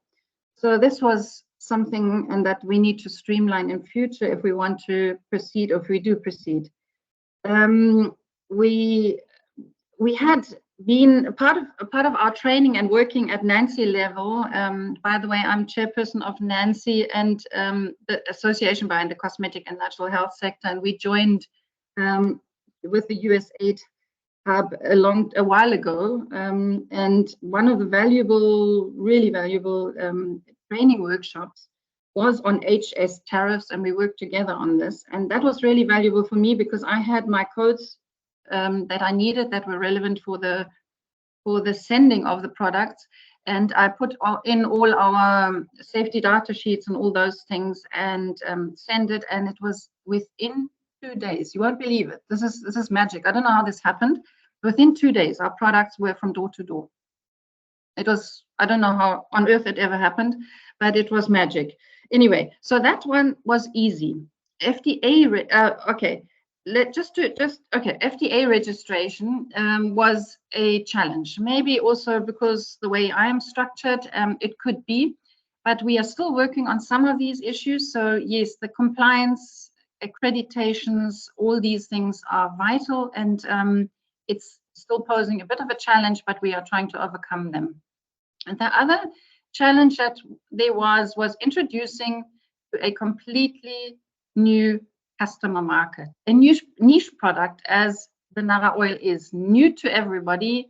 Nobody had heard of it before, and it was really an interesting exercise, because thus far we do, as I said earlier on, export our cosmetics, and we have learned to sort of talk the cosmetics talk, but we needed to learn around how the food oil talk, and especially on the US market, happened. And what we realized is that people visiting the booth were much more interested in our personal story, basically the how, why, when Volker and I set up the company, than our current marketing stories of the plant, the desert, the traditional knowledge holders, and so on.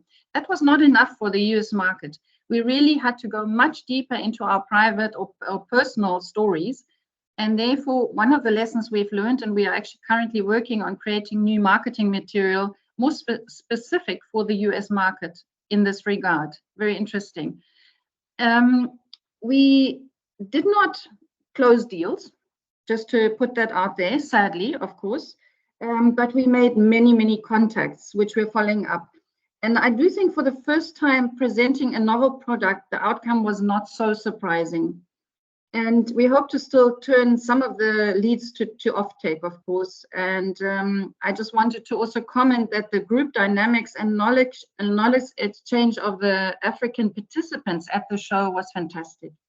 And it's still holding on. So that group still exists, and we are still exchanging very important information, which is great.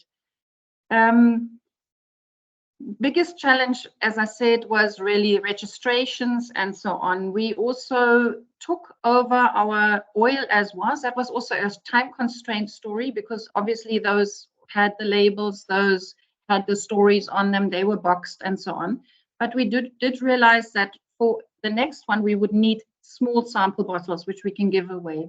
I think that is a lesson we learned. With very good specific market-orientated information, as I just mentioned.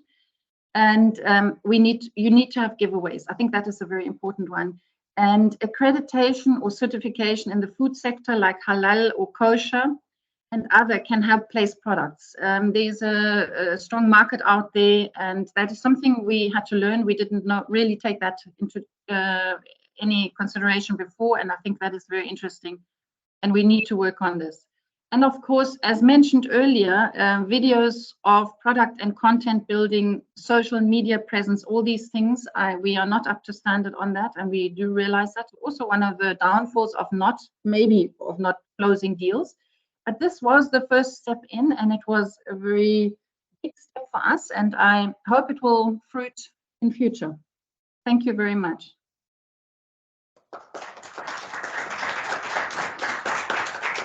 Thank you, Stephanie. It's so great to hear all of your learning. I think it's invaluable, really. I hope that everyone who's considering participating has taken a lot away from your experience and what you've shared.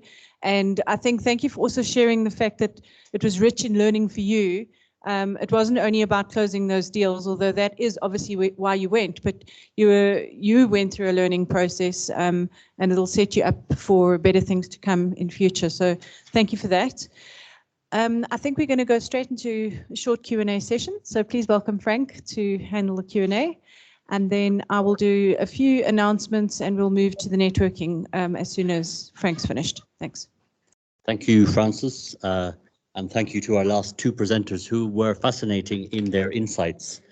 And I'm sure everything that was relayed was, everyone here can appreciate and understand firsthand what needs to be done. And I think it comes back to my three magic ingredients. And I've heard this mentioned this afternoon, of the planning, the perseverance, and the passion. If you have those three, I think it's something that's essential to be able to succeed. And because from Stephanie's comment this afternoon, it was all about planning. And when Nico was talking earlier from the plastics, he kept mentioning the word passion. So with that, I will hand over to any questions we may have for the next few minutes before we finish. Yes, sir, please.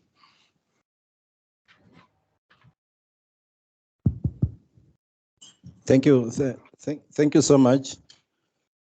My name is Franz. I just realized I didn't introduce myself earlier. I think perhaps for me, the reason why I came here, I was attending the education conference, but when I received an invitation about AGOA, I thought, okay, maybe this is something interesting for one to see what is happening in this space. So seeing that now, AGOA it's in a way coming to an end, and you mentioned that there is another initiative that is coming. For me, perhaps, this is also the organizer and also the Minister of Trade and all the stakeholders involved. What help Africa, institution, companies, organization? I think if we can have a framework, policy framework that support broad-based institution to participate, company to participate, a framework perhaps, it will do much justice, rather than just having selected few who would get this opportunity. AGOA for me, it missed that opportunity to transcend just being confined to few. Maybe the new one must really consider a broad-based participation. And for me, that is an appeal that both stakeholders, especially Minister of Trade, Agriculture, and the US Embassy, to define a framework that supports broad-based participation of African companies in this whole ecosystem. I think for me, that is just a concern that I want to submit to the leadership that organizing this facilitation of African companies to consider. Thank you. Thank you very much for that. Just one point for clarification. AGOA is not finishing at the moment. That has 3 more years to run. So AGOA will run until 2025. This particular project is coming to an end, but that's different to what AGOA actually is, just that point of clarification. Under AGOA as well, the other thing that's worth mentioning is that exporting to the US is not necessarily for every business. Exporting to the US is a complex and costly and time-consuming exercise. So not all businesses are going to be able to export to the US. So it's about providing opportunities for those businesses that can, and projects like ours provide the facilitation to assist that process. Also, the point about having sector-wide is also a very good one. And one of the things we do on the project is to work across associations, which will work with more than one enterprise in that particular sector. But thank you for those comments.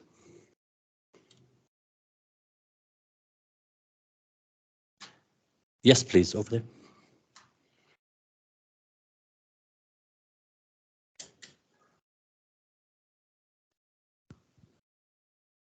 Thank you. My name is Suvi Plaiki. I'm from Namib Mills. I'm representing the whole NMI group. We are a big local food manufacturer, but we also invest locally in the food manufacturing and local value addition.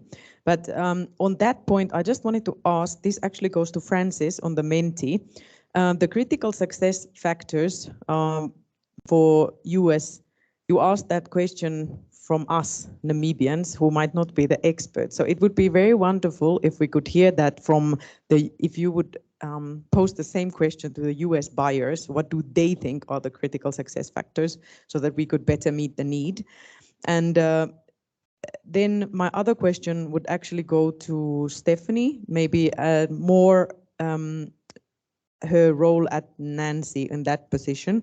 So in terms of the indigenous production and looking at the indigenous and natural raw materials, have you got any plans on increasing the production capacity, or is it already, have we met the capacity in those terms? I understand that Nara cannot be cultivated because it's a wild plant. So do you have any plans on that? Thank you. Thank you. You want to take that, Francis? So I think since I'm not a US buyer and we unfortunately don't have any here, I'll hazard a guess at what I think is important from my experience of the last few years of working at the USAID TradeHub. And I think a lot of it's been touched on already during the day. I think the nature of your product, so if you're selling something like Nara oil, it's unique. There's a story. There's the women harvesters that are behind it.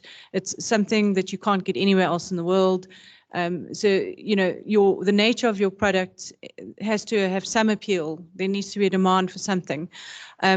Uniqueness could be that. It could also be a commoditized product that can be produced anywhere, but you achieve some success through being competitive, reaching into a niche just in time.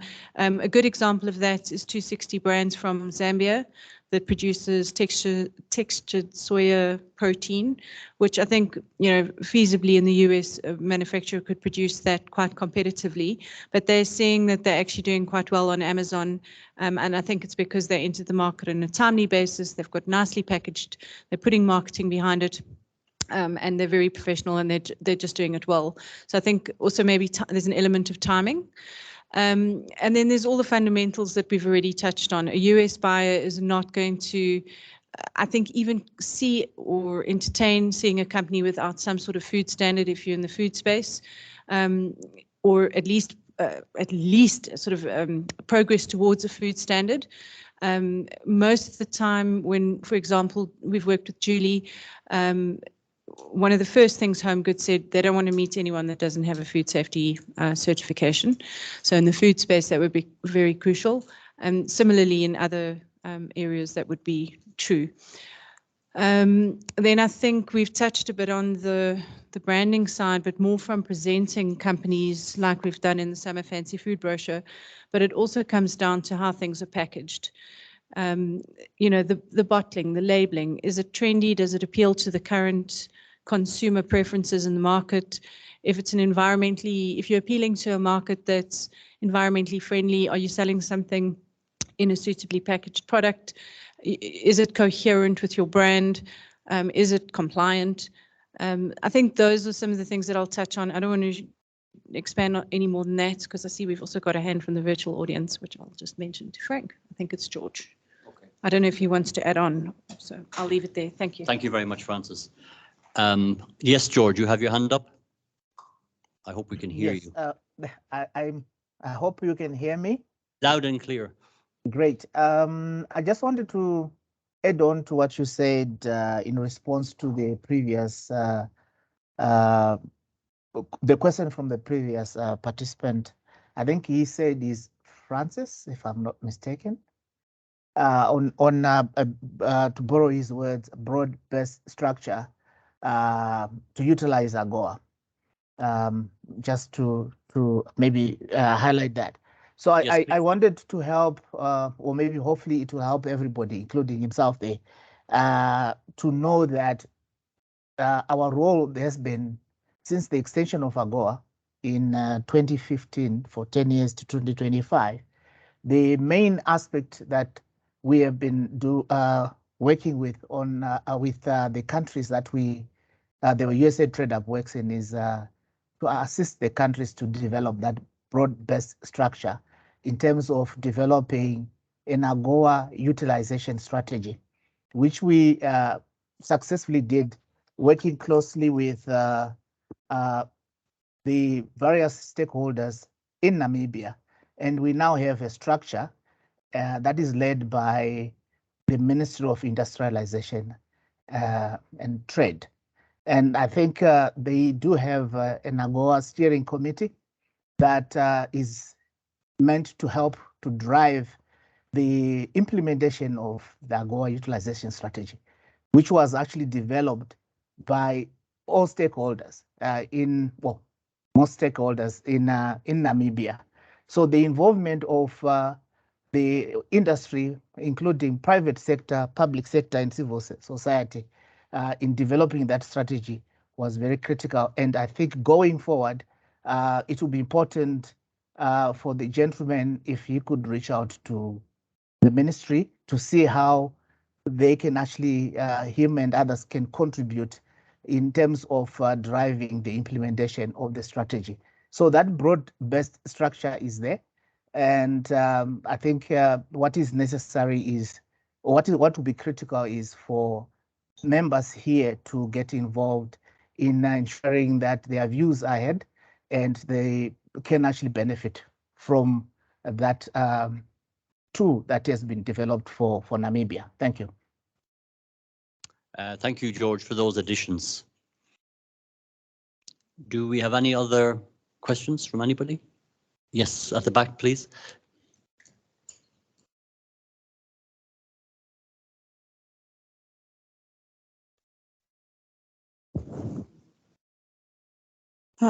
Thank you very much. I just want to comment on the USAID for their assistance, for the good work they have done. And I've listened to the presentations, all three presentations, and I could see, we could see that those three companies, they are performing They are really doing quite good. And what I want to ask is, what are the criteria do you look at when you are selecting this company that have benefited from the assistance, so that to determine that the assistance you are providing does not end in vain? So I'm just asking that question because I'm from the Ministry of Trade, so that in future when the opportunity arises for us to also do a selection or assisting some companies, what are the criteria do we look at? Thank you very much for that question. Thanks. As a project, we do have specific criteria that we have for selecting companies. And I will ask George to give us the specifics of that list so that when companies are reviewed, that we know exactly what we're getting into with the companies and vice versa. George, I'll hand over to you on the details for that criteria. Thanks very much. I hope you can hear me. Yes, very clearly. Okay, so yeah, go ahead. So this particular project, obviously, the selection criteria has been mainly linked to the 3 objectives that the project has been working on, which is firstly assisting companies to export to South Africa or find markets for their products in South Africa. The second one has been looking at how those companies can get funding from South Africa. So looking at entities that are willing to extend their footprint from South Africa into Namibia in terms of investment. And then finally, the helping the companies to find or to utilize the AGOA opportunities, that is exporting to the US under AGOA. And as you can see from there, our emphasis or our main area or entry point has been looking at working with firms that are either already export ready or near export ready. And that is to help not startups per se, but companies that are already ready to export. And then I help those companies to cross the line in terms of meeting market entry requirements. So the selection criteria was really based on that, rather than looking at new companies that are starting up. We're looking at what firms are almost ready to actually meet with buyers' requirements, and what are the constraints to that. And that was the main criteria that we were using here. Now, going forward, obviously, we're not sure yet what the next project is going to be concentrating on. But if it is really to do with helping firms to export to South Africa and to the US under AGOA, the structure will mainly be, I mean, in terms of the criteria, will be along the same lines in terms of have you already started producing products? What products are you producing? And what are the areas that you would need to be assisted with? Of course, the other aspect is obviously to do with AGOA eligibility. They are not, it's not every product that is AGOA eligible. There are over 6,500 products, or 6,400 sometimes, as is highlighted, that are AGOA eligible. So we then look at that as a starting point as well, if you are going to be looking at whether you would want to utilize or to benefit from the program or the AGOA facility. Thank you very much, George. Francis wants to make one addition to that as well. Thanks, George. I just wanted to also add, I think that one thing that's very evident is that there's a big self-selection process as well. We often present opportunities to, we'll present the opportunities to all the firms we work with. Obviously, some of them are sector specific, like the food one, but typically we would present all the opportunities to the firms we work with directly or through the associations we work with. And depending on what's going on, it's very difficult to take up all of those opportunities because they take time, they take money. And so there's also a choice. And we see that if a company has a clear export strategy that they're following, they can connect those opportunities with what they're trying to pursue and not be driven by the things that come up, but rather focus on a clear export strategy and take advantage of opportunities that come up. So I would add that in. It's not only about our criteria. Thanks. Thank you, Francis. Francis mentioned to me that your second question wasn't actually answered to do with the Nala oil. So Stephanie's ready to answer that question. Over to you, Stephanie. Thank you very much.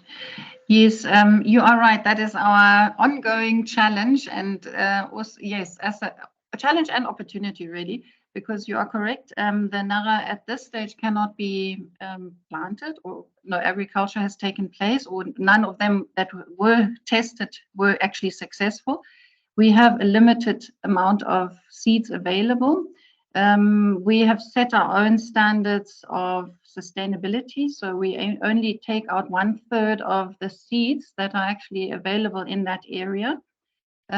These studies have been done through Gobabep and Associates, and so we know quite well what is available out there.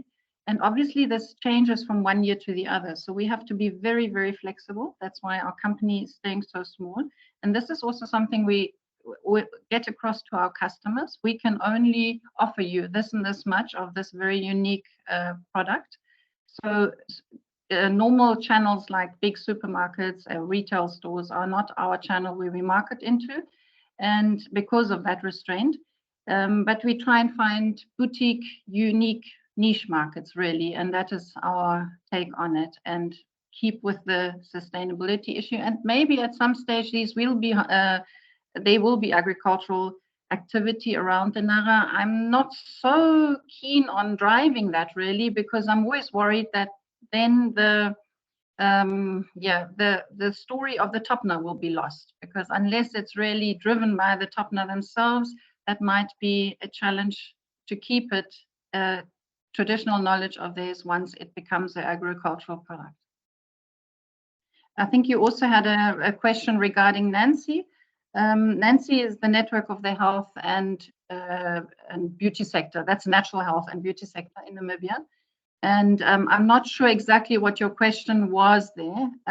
Maybe you would like to re-ask it. I'm not sure.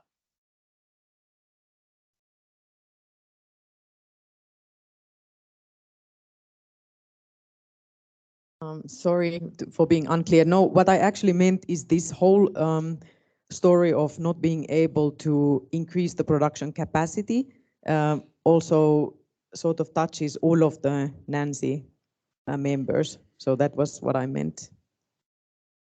Yes, you're absolutely right. I think at least most of us, absolutely. All of us, we're using natural products.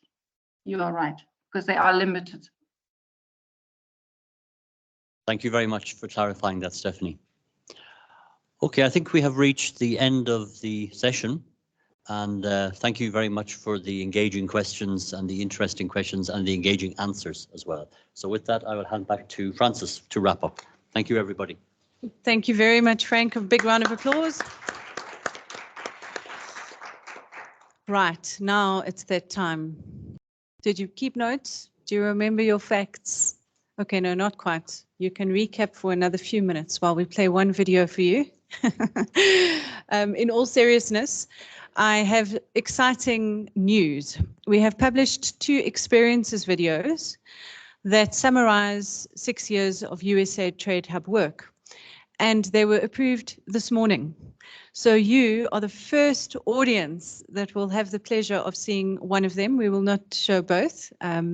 We would like to share our experiences video with you, though, because it does summarize some of the lessons, some of the work we've been doing in a short and hopefully punchy way. So please sit back and relax. After that, we'll go into the short quiz, and then we can relax and enjoy one another's company. So over to you.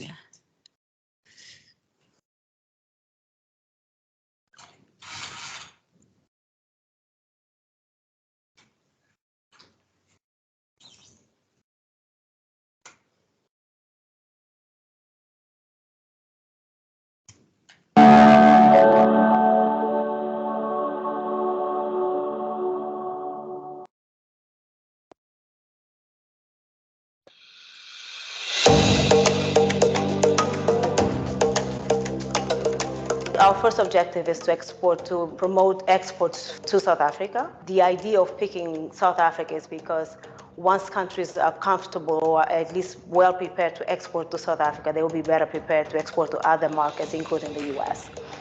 The second objective is to bring in technology and investment from South Africa to other countries in the region. And the third one is to promote the best usage of the AGOA for the region. We've already started working with the local partners. Some are private sector, others are government sector or public sector. Our mandate is to identify potential exporters and get them to be fully fledged exporters. We then... It's stuck. Right, while the tech team are looking at that, maybe we will have to keep you in suspense until you can look at it on our website. But let's hope not. We want you to be the first to see it. While that's...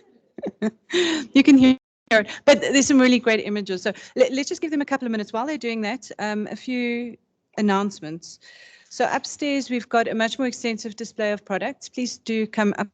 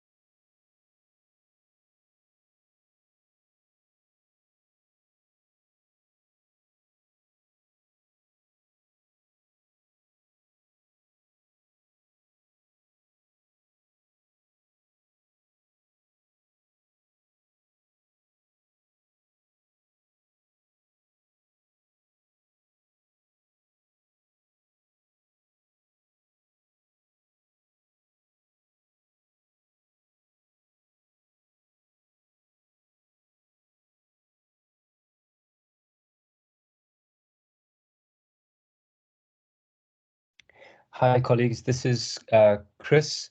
I think we've lost the feed in the venue, so we're just reaching out to the organizers. Please remain on the call while we work with the organizers in the venue to get the feedback. Thank you. Thanks, Chris.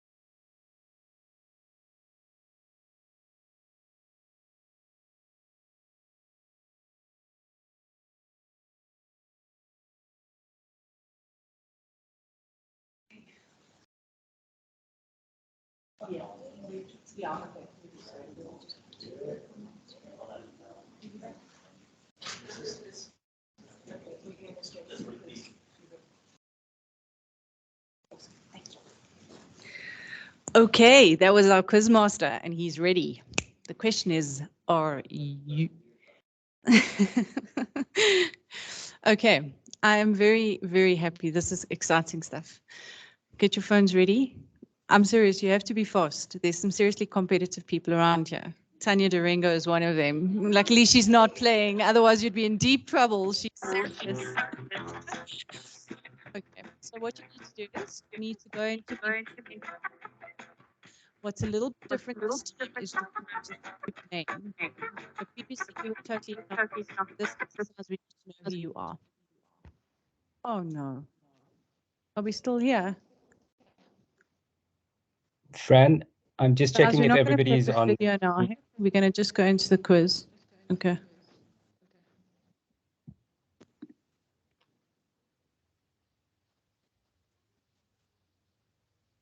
Francis, I'm ready if you are.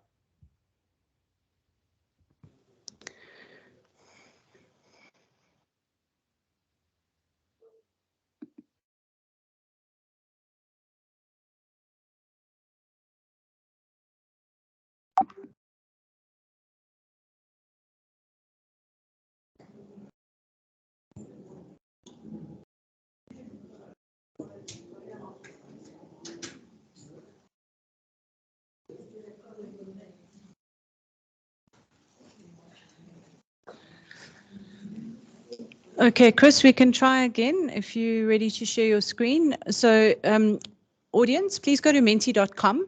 This time you'll be asked to enter your name. So it's important that you please use your real name so that we know who you are.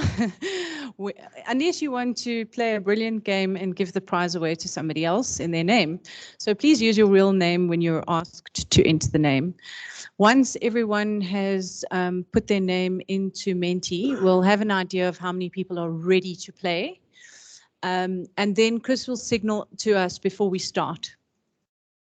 You're going to get a code again. I'll put it up.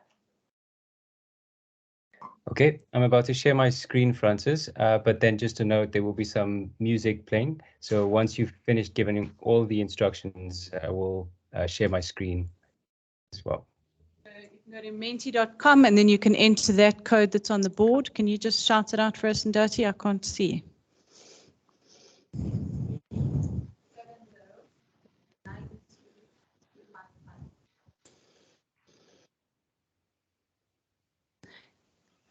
Okay, the quiz is about to start, Francis. Okay, can everyone get in? Did you all get it? 63709255.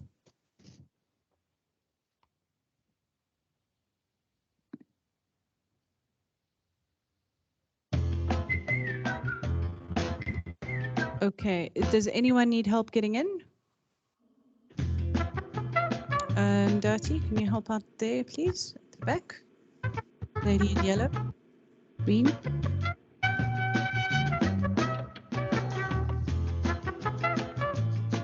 Okay, so all of those characters over there are you. Yes, each one of you has an icon that gets randomly assigned as you join. So here's hoping I'm the, oh, I'm not playing, but I hope I'm not that freaky looking oak. Father Christmas seems somewhat inappropriate at this point. Chris, we're just giving everyone a few more minutes to log on and get their names in. No problem. No problem. Can you hear the sound as well? Yes, now we can. It's breaking a bit.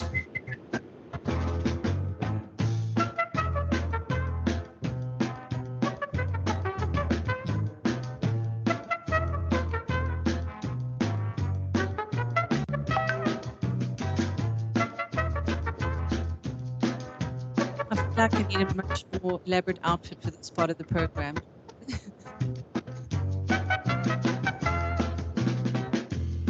Does anyone need more time? Are you ready?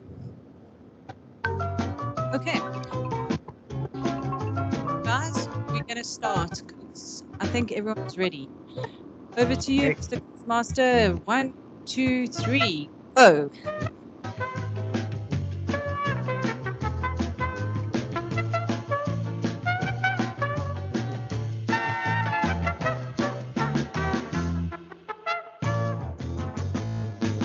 USAID TradeHub works to promote exports from countries in Southern Africa to South Africa, Zambia, and the United States. True or false?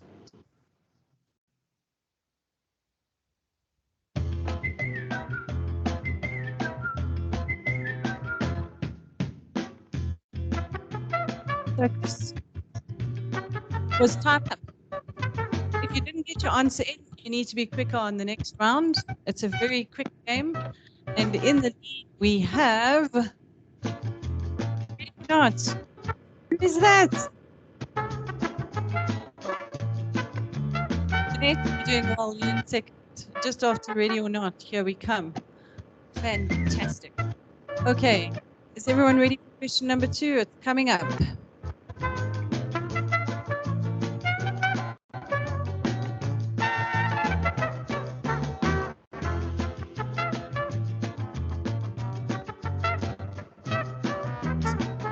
Technology investment in regional firms, the USAID TradeHub works with the following market actors: capital providers, transaction advisors, and loan administrators. Hey, that was very quick, Chris. Wow. Okay, well, some of you got your answers in. Well done. 12 capital providers, 4 transaction advisors, and 1 got loan administrators. This was a trick question.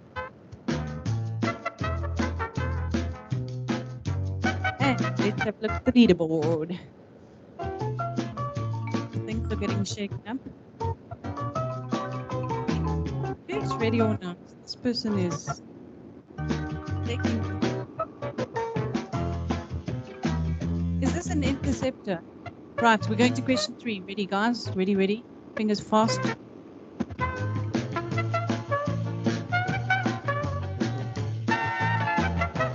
Attaining global certification standards can help exporters to meet buyer requirements and succeed with exports. True or false? That was a nice, easy one. 5, 4, 3, 2, 1. Boom. Chris, there's a mistake. That one should be true. My apologies. We'll adjust. We'll adjust. No problem, Quizmaster. Nobody's perfect. We can see how we handle corrective actions. Okay. We can go on to question number 4. We might need to remove that one somehow.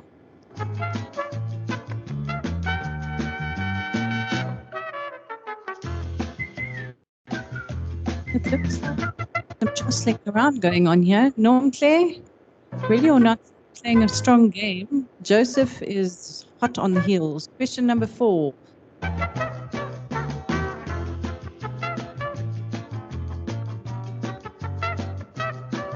support firms to adapt to increasing digitalization, the USAID TradeHub did the following: plan and conduct webinars, conduct virtual buyer missions, host digital sample tasting rooms, and purchase web cameras for firms to have video meetings. And you have 10 seconds to choose the interventions that we did around COVID.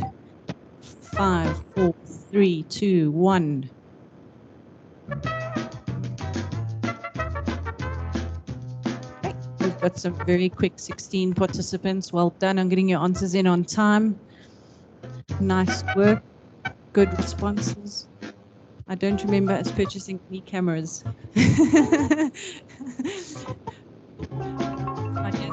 Programming.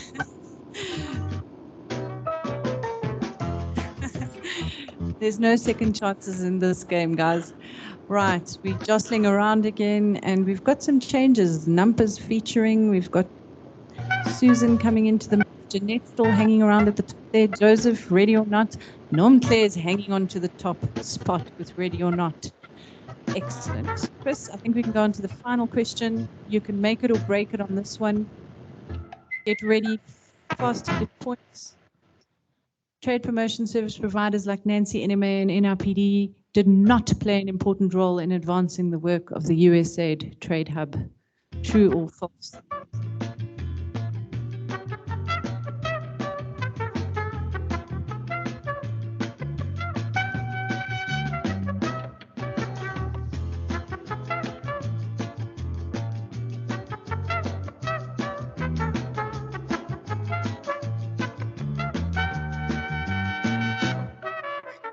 Francis?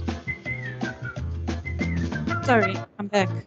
So, unfortunately, 4 people got tricked.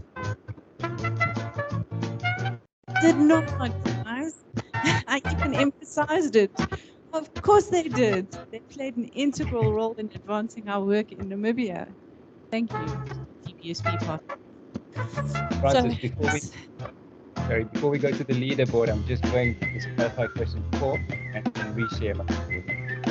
Excuse me, pausing. The music at this point is quite challenging. Oh, Frank says it's driving him mad. I kind of concur, I have to agree. We'll give you a few minutes to rework the leaderboard given the one question. You can stop screen sharing. Yes. Let us know when you're ready. Take your time. This is very important.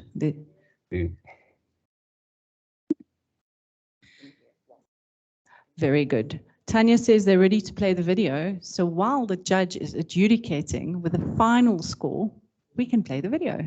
Fantastic. Please let us know when you're ready, sir. I'm not sure this will work for the virtual audience, so forgive us. We'll just take a few minutes.